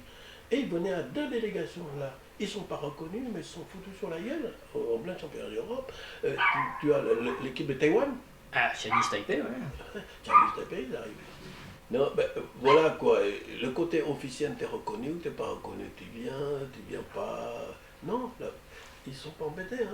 Tu discutes avec la Fédération mondiale, tu discutes avec la Fédération européenne aussi. Ils sont d'accord avec toi, hein. Ouais, vous savez, c'est pas bien comme ça. Mais quand ils envoient le courrier, championnat d'Europe, elle arrive à FFKMA. Il ne faut pas faire autrement. Ils prennent la voie officielle parce que sinon c'est eux qui se font taper sur les doigts. La voie officielle, c'est celle-là. Après, nous, on connaît les nuances, on sait oui, qui était là-dedans, qui n'était pas là-dedans, mais eux, ils envoient à la fédération karaté, qui s'appelle FFKMA. Et ce monsieur, il s'appelle Jacques Delcourt. Voilà, il reçoit le courrier, c'était simple, il reçoit le courrier. Moi, je siégeais là-bas, j'ai une corbeille à courrier, quoi. Il m'a mis tout ça là-dedans, moi j'arrive, je regarde, tiens, Fédération mondiale, moi je regarde. Et à l'époque, est-ce qu'il y a comment ça s'appelle, on va dire des frictions entre ceux qui sont partis à la FFTKD et ceux qui sont restés à la FFKMA? C'est encore une fois toujours pareil. Tu crois que Kribaye, il a la FFKMA et quelqu'un conteste, Cribaillé à la FFKMA. Et tu crois que Jean-François Jourdan, qui est la FFKMA, quelqu'un conteste son truc de poids lourd? Yvan Note, quelqu'un l'a contesté. Yvan Note, il a basculé après, il est reparti à la FFTKD parce qu'il ne pouvait plus combattre en équipe de France. C'est toujours pareil. Boedo, de la Nigra, était là-dedans. Mais qui c'est qui a contesté tout cela? Après, ils ont parlé à travers, il y a les cas Lawari, Montjean et tout ça. Mais Montjean, il est parti avec la FFKMA au championnat d'Europe. Il a pris une médaille. Christian Montjean. Demande-lui, il te le dira. À chaque fois, quand il me voit, il me dit c'est à cause de toi que je suis en équipe de France. Voilà, c'est ce qu'il me dit. Bali Tindavon. Pareil, il va te le dire. Les tensions sont là entre les instances FFKMA karaté, taekwondo, vous avez envie d'exister, on a envie d'avancer. C'est un coup de boycott. À l'époque, ça pèse tout ça? Non. Non, vous en fichez? Vous avancez? Ouais, c'est toujours pénible d'entendre parler de ces choses-là, mais ça fait partie de la vie, il n'y a rien à dire. Tous les champions, Franck Ribaillet, il est demi-champion d'Europe, mais il est taekwondo. C'est un gars de taekwondo, pur taekwondo. Il vient du karaté, c'est vrai, il venait du karaté. Son professeur à lui, c'était Saïdan, à Marseille, à l'époque. Et bien Franck Ribaillet était content, il est devenu champion d'Europe. Brigitte Ebano, mais c'est pareil, c'est un produit de la France, non. Brigitte Ebano, elle était formée à la Côte d'Ivoire, elle était là-bas, elle était formée par Abidjan. On est dans les années 82-83, tu es toujours responsable national. Est-ce que toi, à ce moment-là, en tant que responsable national, tu as une visibilité sur ce que tu vas faire, comment tu vas faire? Non, faut être honnête. D'abord, moi, à titre personnel, les JO ne m'intéressent pas trop. C'était pas ton Graal? Du tout. C'était pour toi? Moi, ce qui m'intéressait, c'est que les clubs soient bien structurés, qu'ils puissent s'entraîner, qu'on ait un championnat départemental où les gars puissent. C'est pas normal qu'on. C'est ça qui t'animait, toi, à l'époque? Ah oui, parce qu'il y a trop de décalage. Toi, tu ne peux pas non plus avoir un niveau de fonctionnement pour 2-3 athlètes qui vont aller au championnat du monde, alors qu'au championnat départemental, au championnat de France, on fonctionnait comme des clodos, quoi. Alors justement, ce qui est intéressant, c'est que tu dis aujourd'hui, ce qui t'intéressait, c'était vraiment le fonctionnement à la base, c'est-à-dire départemental, régional. Pour autant, c'est à ce moment-là où on fait quand même pas mal de médailles au niveau international. C'est-à-dire que toi, ça t'intéressait pas trop l'international ou quand même ça te plaisait? Si, attention, on ne laisse pas cela, mais disons que je trouve que le décalage est trop important. Parce que ça cache la forêt. Parce que justement, aujourd'hui, ce qu'on reproche souvent aux dirigeants, c'est de ne s'intéresser que à l'élite, que à l'équipe de France, que aux médailles internationales, et de délaisser complètement le niveau club, département, région. Tout court. Mais ça, c'est depuis le début. Alors justement, comme tu étais responsable national et tu me dis, moi, ce qui me préoccupait, c'était ça. Et comment tu as géré ces deux aspects? Comment on a géré? Non, je veux dire, on a géré naturellement. On avait des champions, il est normal de les aider à gravir les échelons, ils sont venus pour ça. Donc on a donné tout le moyen. Les gars, ils sont logés à l'INSEP aussi. Un gars comme Boedo était pensionnaire de l'INSEP, quand même, par le biais de la FFKMA, le gouvernement et tout ce qui s'ensuit. Et puis les autres, on a des championnats départementaux qui sont très difficiles à mettre en place. Pourquoi? Parce qu'on n'a pas les structures. Puis il n'y avait peut-être pas non plus beaucoup de clubs. Tous les championnats, une fois par an, hop, les gars ils prenaient leur train, leur billet d'avion, leur voiture en stop et tout, ils vont monter à Paris. Et tu sais où ça se passait au début? C'est au stade Pouchet. Oui, on se souvient bien. On allait tous au stade Pouchet. Et après, quand on avait Coubertin, c'était le Graal. Coubertin pour nous, attends, on gravissait les échelons comme ça. On a Coubertin, on arrivait à Coubertin, on avait nos endroits pour stocker nos matériels et tout. Avant, on avait ça, il y en a un qui laissait ses Pierrot, l'autre qui laissait ses Bernadette et tout, puis on rassemblait tout ça pour aller faire le camp. Là, on avait un endroit pour stocker, et voilà, quand on voit qu'on a une progression dans l'organisation, c'était pas facile. Et justement, à l'époque, vu que tu es responsable national, tu te considères encore comme pratiquant à l'époque ou à ce moment-là, tu n'es plus du tout? Non, là, tu n'as plus le temps, là, parce que tu es à fond dedans, tu es obligé d'être à fond dedans. Quand tu vas t'entraîner, c'est pour toi tout seul dans un coin. Parce que tu vas quelque part, tu as toujours quelqu'un pour dire ah, c'est lui, ah oui, il est là, il machin. Ça parle de trop, tu peux pas. C'est pas par mépris, non, parce que c'est comme ça, tu peux pas. ne peux pas te remettre. Tu arrives à la compétition, tu arrives à Coubertin, tu dis bonjour à tout le monde. Et si tu vas trop avec un tel à gauche ou à droite, tu dis tiens, il y a du favoritisme pour un tel, il y a l'autre qui est sélectionné, il y a des filles qui sont sélectionnées parce que je me suis aussi occupé de l'équipe de France, bon, parce qu'elle est sélectionnée, parce qu'elle a couché avec moi. Révélation. Voilà, bon. De toute façon, ça a toujours été problématique, Ça- les sélections. Mais ça Ça n'a pas toujours- ouais, pas c'est ça. changé. Donc c'est pour cela que moi, je veux dire, ce qui est important à comprendre, c'est que le basculement du taekwondo, c'est grâce au JO. Et le JO, c'était le gouvernement coréen qui avait fait ça, et le comité international olympique a dit voilà, c'est bien ça. Et sans le JO, la FFTKD n'aurait pas existé. Il faut dire les choses comme elles sont. D'accord. Alors justement, en 83, de la Negra, médaille de bronze au championnat du monde à Copenhague. Toujours pareil, la FFTKD essaye toujours d'exister en disant on veut exister, on veut exister. La fédération mondiale, comme d'habitude, dit moi je ne reconnais qu'une fédération, celle du ministère, comme c'est la FFKMA, fin de la discussion. Le ministère en 84 continue à demander à la FFTKD d'arrêter d'être dans la dissidence et de réintégrer la FFKMA. Je suppose que à chaque fois ça se fait. Ben, c'est ce qui a été fait, ils sont rentrés, et on a formé le comité d'organisation Voilà. de taekwondo, le COD. En 84, donc en juin. Mais au début, on avait un autre nom, parce que là, ça aussi, ça vaut le coup de le savoir. Je l'avais appelé CNT. Comité national du taekwondo. Alors, le CNT, il faut savoir que tout de suite après, j'ai appris qu'en Espagne, il existe un truc qui s'appelle CNT.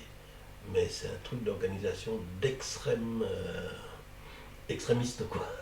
Ah d'accord, ok. Ouais. Cherchez le CNT, ça, vous allez voir, il y a une Mais histoire. pour la même raison que la WTF ne s'appelle plus la WTF, D'accord, ok. parce que ça voulait dire quelque chose en En anglais. anglais, Je ouais. vous laisse chercher. Donc, elle s'appelle désormais la WT. Et donc en 84, les négociations aboutissent. La FFKMA accepte les propositions faites par la FFTKD, notamment de changer le nom de FFKMA en FFTKMA, Fédération Française de... Non, attendez. Le truc, ça s'est fait avant l'arrivée de la FFTKD. D'accord. Bon, après, c'est lié, hein, c'est pas loin. Hein. Donc, lors d'un comité, lors d'une assemblée générale, ça s'est fait à l'hôtel Le Sofitel, dans le 15e. Et puis, bon, c'était dit, FFKMA, arts martiaux, affinitaires, tout ça. Et après, j'ai dit, ce serait bien de rajouter taekwondo là-dedans. Bon, ça s'est passé comme lettre à la poste. D'accord. Il n'y a eu pas de bagarre exceptionnelle. Et donc la FFTKD a enclenché là-dessus, et on est arrivé, on est devenu comité olympique. Voilà, création du comité d'organisation du taekwondo avec donc toi, Monsieur Massini, Monsieur Cordier, Monsieur Beauville. René Beauville, Voilà. un arbitre. Le seul arbitre international qu'on avait en France. Et non formé par la France, formé par la Côte d'Ivoire. Décidément, là, on aime bien la Côte d'Ivoire en France. On aime bien, ouais. Faut croire. Voilà. Et Monsieur Nguyen, François Nguyen, oui. Monsieur Viscogliosi, Monsieur Trochet, Monsieur Dez ou Dezes, je ne sais pas si je prononce bien. Ah oui. Et voilà, et Monsieur Delcourt qui donc en tant que représentant fait partie dedans. En 85, on va dire un petit peu à mon avis l'ébauche de ce qui sera plus tard la fédération. Donc Monsieur Viscogliosi qui était auparavant à la FFTKD est nommé suite à une élection des présidents de ligue responsables technique, hein, je sais pas, parce qu'il y a eu plusieurs noms, donc c'est un peu le nouveau responsable national, je suppose. On s'approche de quelque chose de fédération, quoi. Et toi, tu es nommé responsable administratif. Ça veut dire que tu fais quoi? On était toujours ensemble tous les deux, oui, parce que j'ai laissé la partie technique à Viscogliosi parce que ça lui convenait davantage. Puis moi, je dis, bon, on va faire ça, parce qu'à chaque fois, quand on arrive, parce qu'on est toujours au comité directeur, hein, Oui, de oui, la tout à FFKMA, fait. et quand on arrivait, il faut structurer notre débat, vous avez fait quoi, on a fait ci, on a fait ça. Et donc vous êtes les deux représentants Voilà. de taekwondo au comité directeur de la FFKMA. Voilà. En octobre 85, Brigitte Evano, produit donc de la Côte De la d'Ivoire. Côte d'Ivoire, ouais. Première médaille de bronze féminine au premier championnat du monde féminin à Barcelone. Dans le même temps... Mais elle était championne d'Europe avant, hein. Oui, mais là c'est championnat du monde. Ouais, à Stuttgart. Et octobre 85, Guaido, champion du monde militaire à Séoul. En 87, Visco Biosi prend seul la direction du comité d'organisation du taekwondo. Alors pourquoi tu te mets en retrait à ce moment-là? Oh, professionnellement et tout cela, ça Oui, parce devient qu'on très- oublie qu'à côté de ça, tu as quand même un métier. Oui, oui. Ouais, parce qu'à chaque fois qu'on parle de ça, on oublie que les gens Oui, ont un métier à côté. Ça devenait difficile parce que ça se situe au niveau de 87, je crois. 87, c'est ça. Voilà, et puis ben, c'était l'époque où j'ai quitté la FNAC. Donc, si tu veux, j'étais toujours dans les parages. Hein. Mais plus à des postes opérationnels. Voilà. Mais d'ailleurs, justement, cette question, on se pose toujours. Quand tu as une vie professionnelle, une vraie, parce qu'à l'époque, il n'y a pas de professionnel du taekwondo, comment tu fais pour gérer tout ce temps, ces déplacements? C'est quoi? C'est des vacances? Il n'y a pas de RTT à l'époque. Il y a une chose qu'il faut savoir aussi, ça aussi c'est selon les circonstances. Moi j'avais un travail dans une société qui s'appelle la FNAC. Le créateur de la FNAC s'appelait, parce qu'il n'est plus là, M. André Essel. C'est quelqu'un de très bien. Quand on parlait de toutes ces choses-là, ben moi il me dit, t'as besoin d'une semaine. Je dis, je prends une semaine quoi. Je dis, voilà, j'ai une réunion tel jour. En fin de compte, j'ai mon emploi du temps, je le gère comme je voulais. J'ai une hiérarchie. Bon, il savait. Donc, ça aide un petit peu. Tu as eu de la chance de tomber sur un. Ça aide un petit peu. Ouais. Malgré que ce soit une entreprise privée. Oui, Parce oui. que ce genre de choses-là, tu pouvais l'obtenir que quand tu as l'administration. Oui, oui. Où ils ont un contingent, je crois. Mhm. Voilà. Et nous, on n'avait pas ça. Bon, moi, j'étais avec André Essel parce que parallèlement à cela, j'étais joueur de football et entraîneur de football aussi. Dans l'équipe que j'entraînais, avec qui je jouais, c'était l'équipe de la FNAC. D'accord. Donc, bon, ceci explique peut-être cela. Hein. Bon, ça a bien marché. Il a trouvé ça intéressant d'avoir dans ses équipes quelqu'un qui ait des projets, qui entreprennent, et il avait vu ça d'un bon oeil et il t'a laissé la liberté de mener à bien ses projets. Ben, j'ai même fait une petite réunion, comme on dit, autour d'une table bien garnie, sur le compte de la FNAC pour la fédé et tout, quand même. Hein. Il n'y a rien de caché, hein. Disons que bon, voilà, donc ça crée, comme on dit, une relation, ça met en valeur hein, tout ça, quoi, les gars du taekwondo, les gars du karaté. Voilà, moi j'avais des dirigeants de la FNAC qui sont venus. Et donc à cette époque-là, donc en 87, pour des raisons professionnelles, tu prends un peu de recul. C'est quoi ta vision à l'époque? Tu dis les Jeux Olympiques arrivent, c'est fait, on va être. Alors, je savais que les Jeux Olympiques arrivaient même avant tout cela. Comme ça ne m'intéresse pas tellement, moi, dit qu'il arrive ou qu'il n'arrive pas, c'est pareil pour moi, ça ne change rien. Ça t'intéresse pas du tout? Ça ne m'intéresse pas. Même mais la bon, préparation pour les athlètes? si la préparation pour les athlètes, pour Séoul, j'avais commencé à le faire avec eux, à l'INSEP. Ouais. Mais après, tu sais, l'enchaînement, il est fait avec toi ou sans toi. Hein. Parce que les JO, c'est quelque chose de géant. Hein. Déjà, la fédération, le ministère, il veut avoir affaire à quelque chose d'officiel, structuré. Donc forcément, la reconnaissance de la FFTKD, c'est comme une lettre. Alors qu'on a défilé, qu'on a rencontré plein de députés, tout ce qui s'appelle. Là, c'est en 5 minutes. C'est passé. Tout ce qu'on te demande, c'est d'avoir la version officielle de la fédération. La version officielle, elle est retenue, tout ça, c'était fait parce qu'elle est déjà faite. Elle était là en instance. La FFTKD, à l'époque qu'on avait laissée, elle était prête. Hein. C'est-à-dire qu'au cas où on en avait besoin, il n'y a plus qu'à basculer. C'est ça. Il y avait encore des gens ou c'était vraiment une structure dormante? Oui, c'est ça, c'est normal. Tout le reste, c'est les pipeaux, on tournait autour, on a dit, on a défilé ici, on a défilé là, oui. D'accord, pourquoi pas. Mais bon, c'est méritant quand même, quoi. Et donc, ça basculait tout de suite. Et puis, pour les JO qui arrivent, préparation, t'as un an blanc. Bon, alors, on va 100 balles pour aller ici. Et puis, Tu te souviens du montant? Oh, je ne me souviens plus, mais c'est quand même conséquent. Hein. C'était conséquent. Ouais, c'est conséquent. Et déjà, quand tu as une fédération olympique, la subvention, elle est multipliée par 10. C'est pas pareil. Et Donc, tout ça. Ça veut dire que l'air de rien, le taekwondo avait plus de poids que la fédération de karaté. Non, non. Puisque l'argent, entre guillemets, les fonds olympiques devaient être assez importants et pour un fonctionnement d'un groupuscule au sein d'une fédération. Oui, voilà. Mais ce qu'il y a, c'est que le karaté, lui, il a une fédération à 150 000 D'accord. licenciés. Ok. Oui, parce que même si c'est 10 fois, c'est 10 fois sur la base de 10 000 licenciés. Et quoi. Ok. il ne faut pas oublier, c'est que nous, on est devenu olympique. Voilà, quand on a chiffré, on était peut-être à 10-15 000. D'accord. C'est- Ok. Par rapport à 150 000. Oui, par rapport à ça. Mais ceci dit, c'est vrai que c'est compliqué d'expliquer les Jeux Olympiques, parce que tu vas prendre la fédération d'haltérophilie, Ouais. va chercher le nombre de licenciés, hein, Mhm. va chercher le local où est-ce qu'il se loge. Hein. Il arrive une fois tous les 4 ans, les Jeux Olympiques. Voilà. C'est la 4e année où tu bénéficies de quelque chose parce qu'il y aura D'accord. le focus des médias dessus et tout ça. Allez, hop, on embarque. Mais pendant 4 ans, que fait l'haltérophilie? D'accord. Sans méchanceté aucune que j'ai dit. Hein. L'escrime à une certaine époque, ça existait tous les 4 ans. Il y avait le trophée Martini ou je sais pas quoi, ou Lancôme, ou... Voilà. Mais sinon, le truc de tous les jours, le week-end, tout ça, il n'y a rien. D'accord. Et donc, c'est ça là, qui est disproportionné un petit peu. Donc, on ne peut pas dire que ça soit plus puissant. Nous, on est rentré, on n'avait même pas 15 000. Hein. La fédération existe. Alors, vous avez une subvention pour aller faire les JO, expliquer votre truc. Vous avez droit à un DTN. Bon, le DTN, on l'a mis à Philippe Bueno. Alors justement, 89, c'est pas encore Boido. Hein. Non. Après les Jeux Olympiques, tu mets Boido et Cribaillé en tant qu'entraîneur national, en remplacement donc de Limono et de Liu Xiongko. Ouais, ça s'est passé à Nice. Ouais. Et pourquoi ce basculement? Disons, c'est pas tout à fait comme ça. Le basculement, je voulais que ce soit tout doucement. Faut pas oublier non plus ce qu'ont fait les Coréens, d'autres aussi. Parce que des gens arrivaient à un moment donné et disent tout ça. Je dis non. Bon, Limono a fait son travail, Leongson a fait son travail, Yusuko a fait son travail, tout ça. Et en plus, ces garçons-là, un gars comme Boedo, par exemple, c'était l'élève à Yusunko. Ah oui. Eh oui, à Toulouse, Léna Legras était l'élève à Yusunko.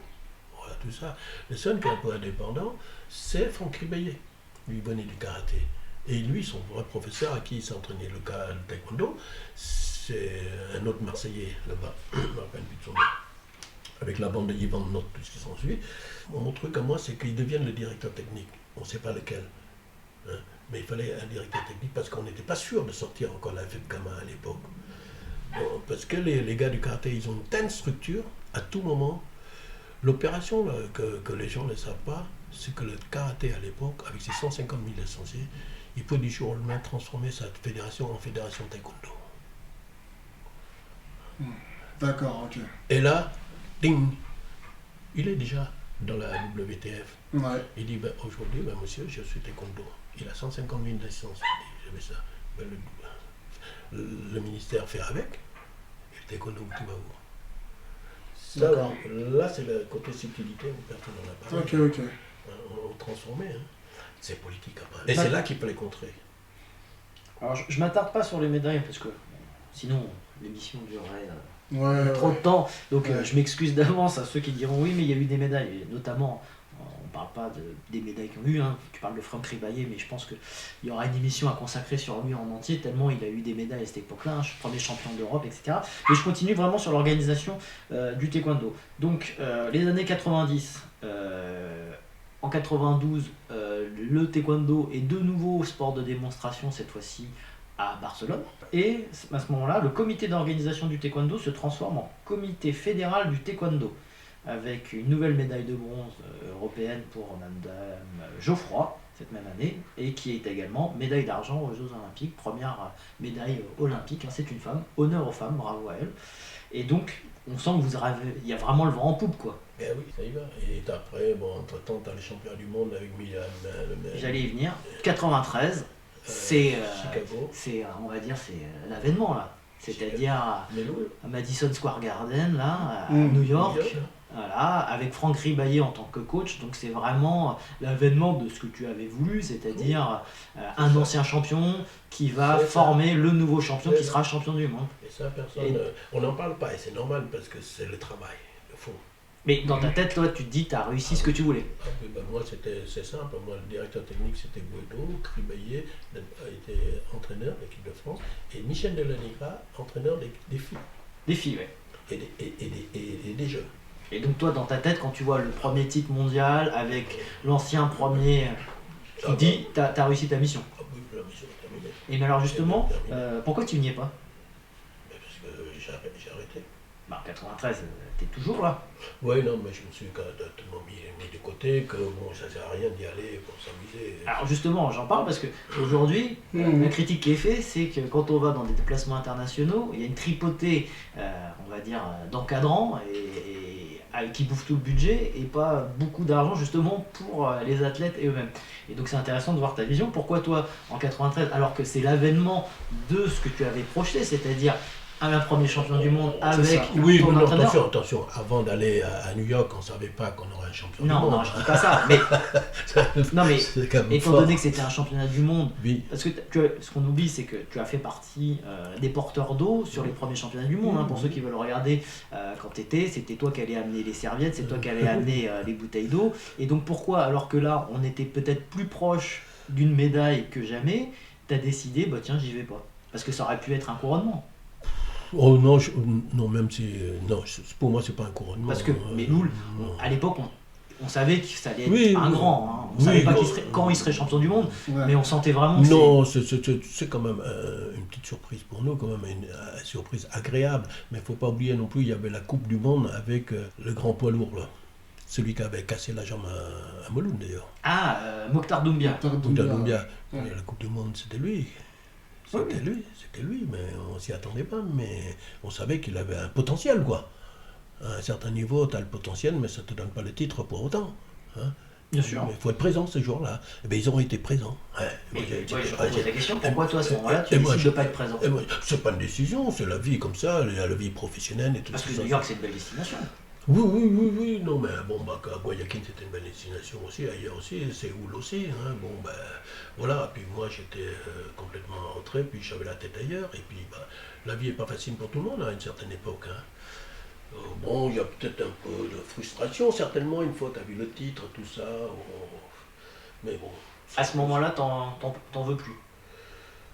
Ouais, pas trop, non, parce que après, c'est-à-dire que là, les JO, ils sont là devant, parce qu'avec 2 démonstrations, les JO sont là, et un panier à crabe tous les C'est le moment où toi tu décides de tout doucement. Il ne faut pas dire qu'on a pris vraiment la décision, je suis resté à l'écart. D'ailleurs, dans la fédération, la vraie fédération taekwondo, après, et ben, je suis toujours dans Oui, t'es dans l'organigramme. Et, Ah, justement, je voulais venir parce que donc, Ouais. là on y est, 94, donc ça y est, hein, lors de son 103e congrès à Paris, le CIO décide que le taekwondo sera officiellement sport olympique à Sydney Ouais. en l'an 2000. Le 7 septembre 94, Visco Gliosi obtient du président de la FFKMA, M. Delcourt, Ouais, le partage. la sortie du taekwondo. Bah, disons que la sortie, elle est faite Oui, de fait, ouais. D'accord. Après, bon, on peut dire ça comme on veut, mais c'est pratiquement fait. Hein. C'est voté donc par l'Assemblée Générale de la FFKMA à l'époque le Oui. 23 septembre Bah, 84. ça, c'est la procédure administrative. Hein, donc. Ah, on acte les choses quoi. Oui, voilà. Voilà, et avec gestion financière autonome, complète et immédiate. Le Paul Visco-Gliosi donc fait les démarches auprès du ministère de la Bah, Jeunesse et des oui. Sports en créant le comité international olympique, le CNESF, ils vont Ouais. voir avec, ils officialisent tout et donc ils obtiennent de par le ministère l'agrément pour créer ce qui va devenir la FFTKD. En Non, gros, FF, ah, non, mais- FFTDA, pardon. non, mais- FFTDA. ouais, FFTDA. En gros, si tu veux, le ministère a donné une enveloppe avec le cahier Le cahier des charges. le cahier des charges, voilà. Vous allez devenir ça, il y a ça à faire. Et bien tu te présentes D'accord. dans tous les casiers ministériels, quoi. Voilà, donc les dépôts, La feuille de route, quoi. le dépôt des statuts est effectué, le comité national de taekwondo existe, hein, c'est déposé hein, auprès de la préfecture. En 95, la WTF ne fait rien d'autre que reconnaître le comité national de taekwondo. Le CNESF par cascade, en fait, tous les organismes, vu que le ministère a dit c'est vous, On nous a filé une enveloppe, c'est la feuille de route. on vous met des coups de tampon officiels partout. Voilà, poum, poum, ok. On s'est retrouvé avec un bureau là-bas, au CNOSF. Voilà, donc le 31 août 95, Viscogliosi est nommé membre de la commission financière de la WTS, donc il est tout reconnu. Oui, ça après, Voilà. C'est la reconnaissance officielle de tout le taekwondo. Alors justement, la question c'est pourquoi alors que toi tu avais été responsable national. J'allais poser la question. Ah ben alors, je t'en prie. Ouais, mais pourquoi ne pas avoir profité pour être un peu plus haut dans les organigrammes? Si, dans l'organigramme, j'étais dans le comité directeur. Oui, mais tu n'es pas président. Ouais. Est-ce que c'était pas... Non, parce que Viscogliosi était déjà dans cette mouvance-là, et que moi, ça ne m'intéressait pas. Ça t'intéressait pas ou ça D'accord. t'intéressait plus? Même pas à l'international. Non, honnêtement. L'international, j'ai jamais goûté, donc je peux pas le savoir, quoi. Et même, j'étais même surpris que les gens se sont dépêchés d'aller faire le truc au niveau international. Je sais un peu comment ça marche, mais bon, j'étais un peu surpris. Mais tant mieux pour ceux qui s'appelaient. Tous ceux qui sont là, c'est parce qu'ils ont vraiment voulu y être, hein, faut pas oublier. Hein. Ouais. Il y en a qui décrocheraient la lune pour y aller, hein, mais bon. Mais Et tant mieux, justement, tant c'est mieux. surprenant parce que toi, tu as été aux manettes. Ouais, c'est Et, ça. Oui, non, mais après, comme je disais, après il y a le côté officiel, et puis il y a le côté professionnel, il y a tout ça, c'était les années 94, 95, tout ça.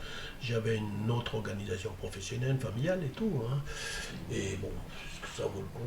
Parce que justement, souvent on reproche aux officiels de ne pas savoir décrocher. Ben, tu sais, c'est toujours difficile de quitter une table. Donc justement, toi, tu C'est l'as pas quitté qu'il- parce que tu n'es plus du tout dans le taekwondo.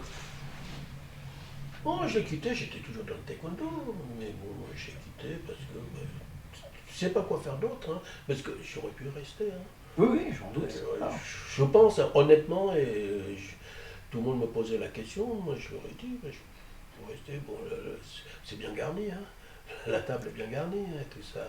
Bon, moi je dis pas ça par méchanceté par rapport à ceux qui sont restés. Moi j'ai toujours dit, ceux qui sont là, c'est parce qu'ils ont voulu, ils ont envie d'être là, pour avoir envie d'être là. Et il y a des gens, beaucoup de gens qui sont beaucoup envie d'être là. Donc j'ai rencontré des tas de gens pour cela. On en a discuté en long et en large. Même aujourd'hui, on en discute encore. oui, alors. Je ne sais pas. Donc toi, c'est principalement des raisons personnelles et professionnelles qui ont fait que tu as arrêté. Oui, personnel, tout ça. Et puis après, tu sais, la première Assemblée Générale Constituante, c'était ça s'est passé dans le 14e. Et la première fédération, elle est devenue comme à cet endroit-là. Et à ce moment-là, j'étais dans le truc encore. Après, il y avait des petites bagarres, faut pas oublier non plus. Voilà, c'est la deuxième élection pour la fédération à cette époque-là. Il y avait la petite bagarre, ça dépassait les 95 ou 96, je sais plus.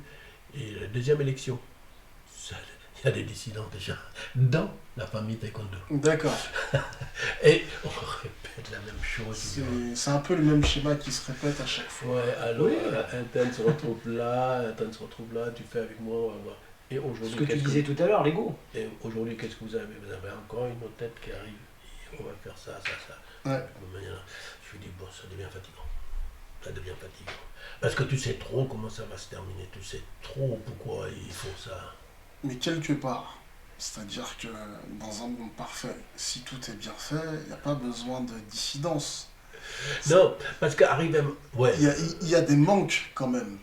Ouais. C'est-à-dire qu'il Ouais. y a un reproche qui est fait, que ce soit sur la gouvernance, sur le fonctionnement, et on se dit, on peut quand même essayer de faire autrement.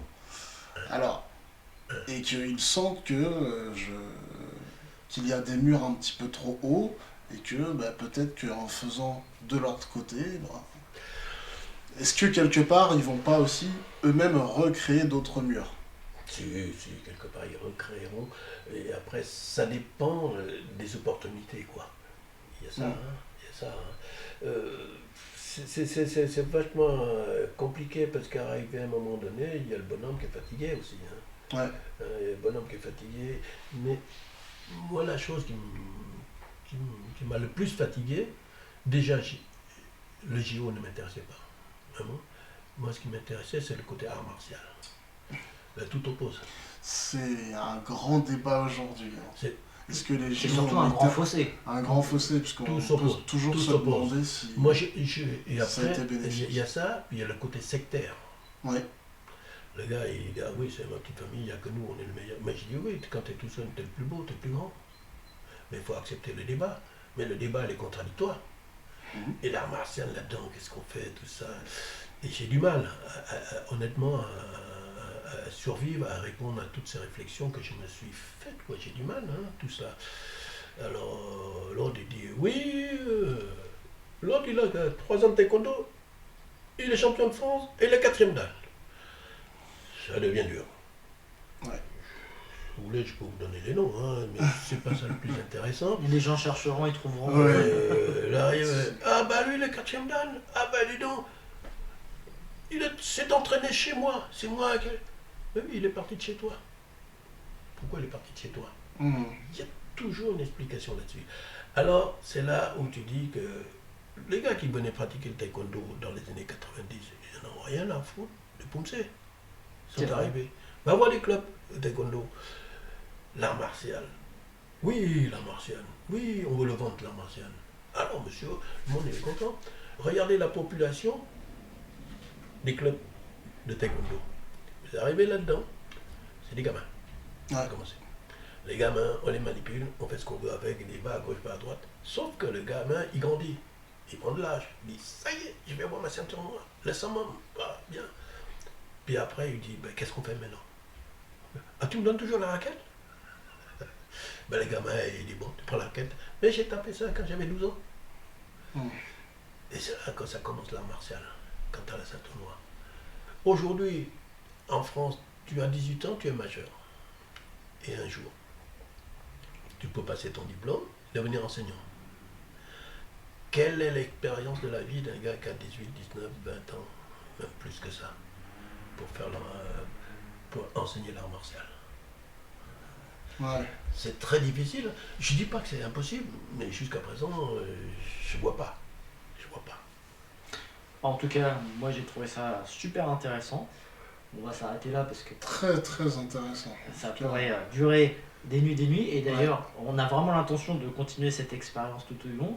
En conclusion, moi je te demanderais, aujourd'hui tu es en retrait de tout ça, tu n'es plus dans le taekwondo, tu es dans d'autres missions. Si aujourd'hui, avec ton œil d'aujourd'hui, en conclusion, si tu redevenais dirigeant de taekwondo, ou en tout cas au manettes, opérationnel. Qu'est-ce que je ferais? Oui, non, alors, non, mais pour structurer le taekwondo. Pas je ferai tel champion, machin. Aujourd'hui, tu as évoqué qu'il y avait des manques martiales, etc. Est-ce qu'aujourd'hui, si tu revenais, qu'est-ce que tu ferais pour redonner ta vision du taekwondo? Tu ferais quoi? Moi, j'étais un combattant. Ma grande déception, c'est quand j'ai vu les combats aujourd'hui. Depuis 10 ans. Mon Dieu. Mais ça, je l'ai fait à moi. Est-ce qu'il y a d'autres qui sont passés, ils ont regardé les combats. C'est des gens qui sont neutres. Ils ne connaissent pas nos petites affaires. Moi, j'ai vu les premiers trucs des JO. Hein. Les copains sont venus me voir et disent, c'est ça ton taekwondo? Ça fait mal. Ça fait mal quand tu as passé X années là-dedans. Ça fait mal à beaucoup de monde. Hein. Non, mais le combat, je dis pas qu'on était meilleur dans le temps, c'est pas ça que je voulais dire. Mais avoir fait tout ça pour finir comme ça, mais un combat d'art martial aujourd'hui où tu te fais marquer 37-0, mais t'es mort. Comme on dit, putain, on se concentre tous sur une puissance de coups que tu vas donner. Coup de pied, tout ça. Alors tu te retrouves déjà 7-0. Donc toi aujourd'hui, ce qui... Ah bah je demanderai à la Fédération mondiale d'enlever tout leur plastron, tout le machin, là, refaire un vrai combat, quoi. En tout cas, de revenir vers quelque chose de plus martial.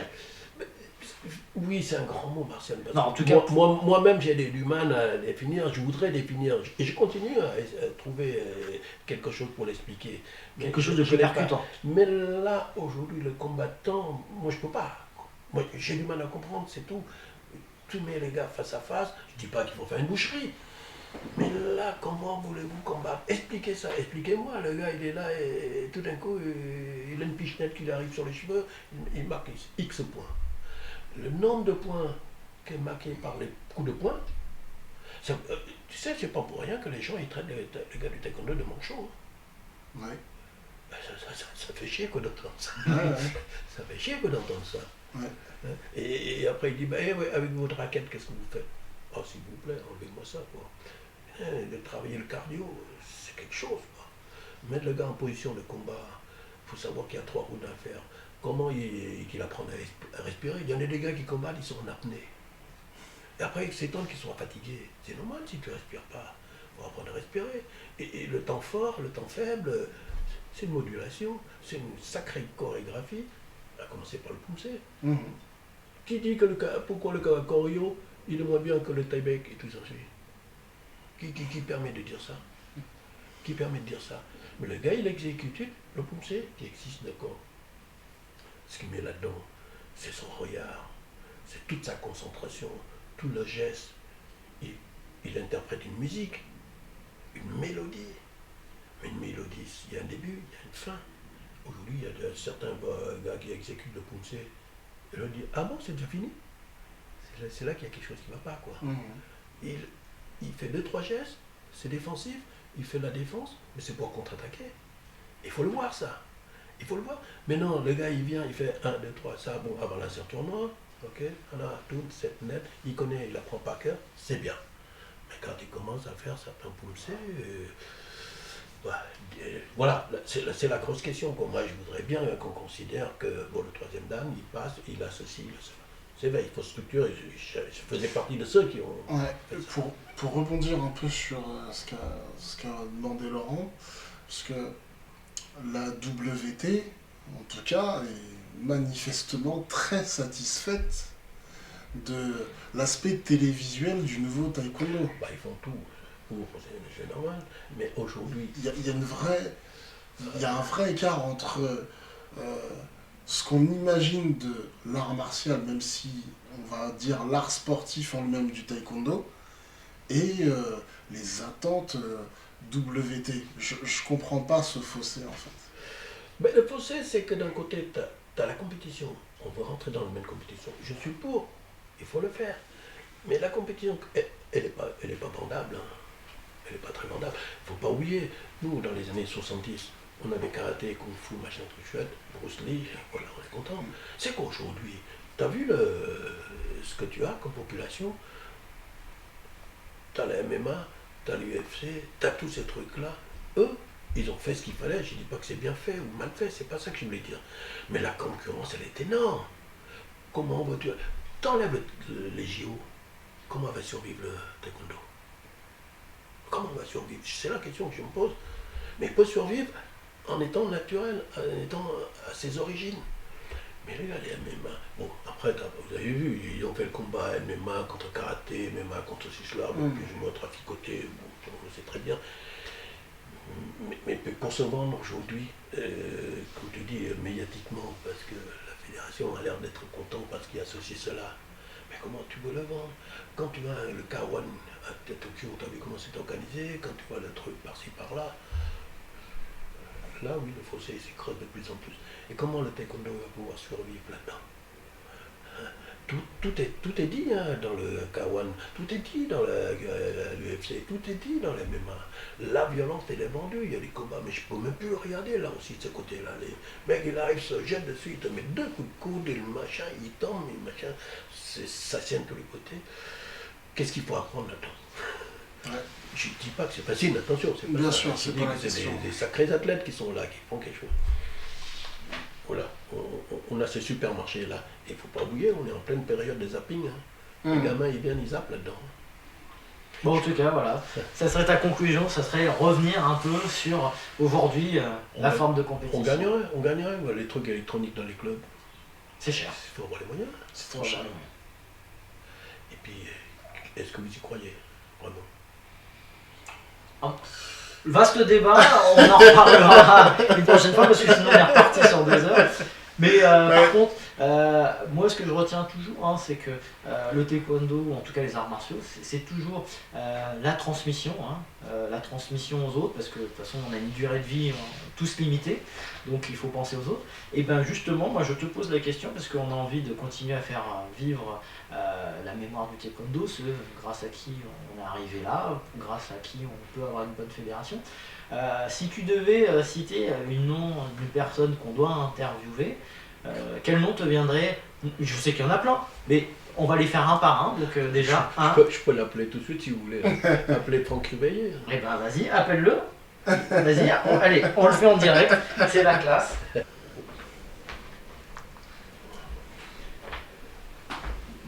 Alors Franck Ribaillet, hein, pour ceux qui ne le connaissent pas, ça a été le premier champion d'Europe, hein, pas deuxième, pas troisième, le premier champion d'Europe.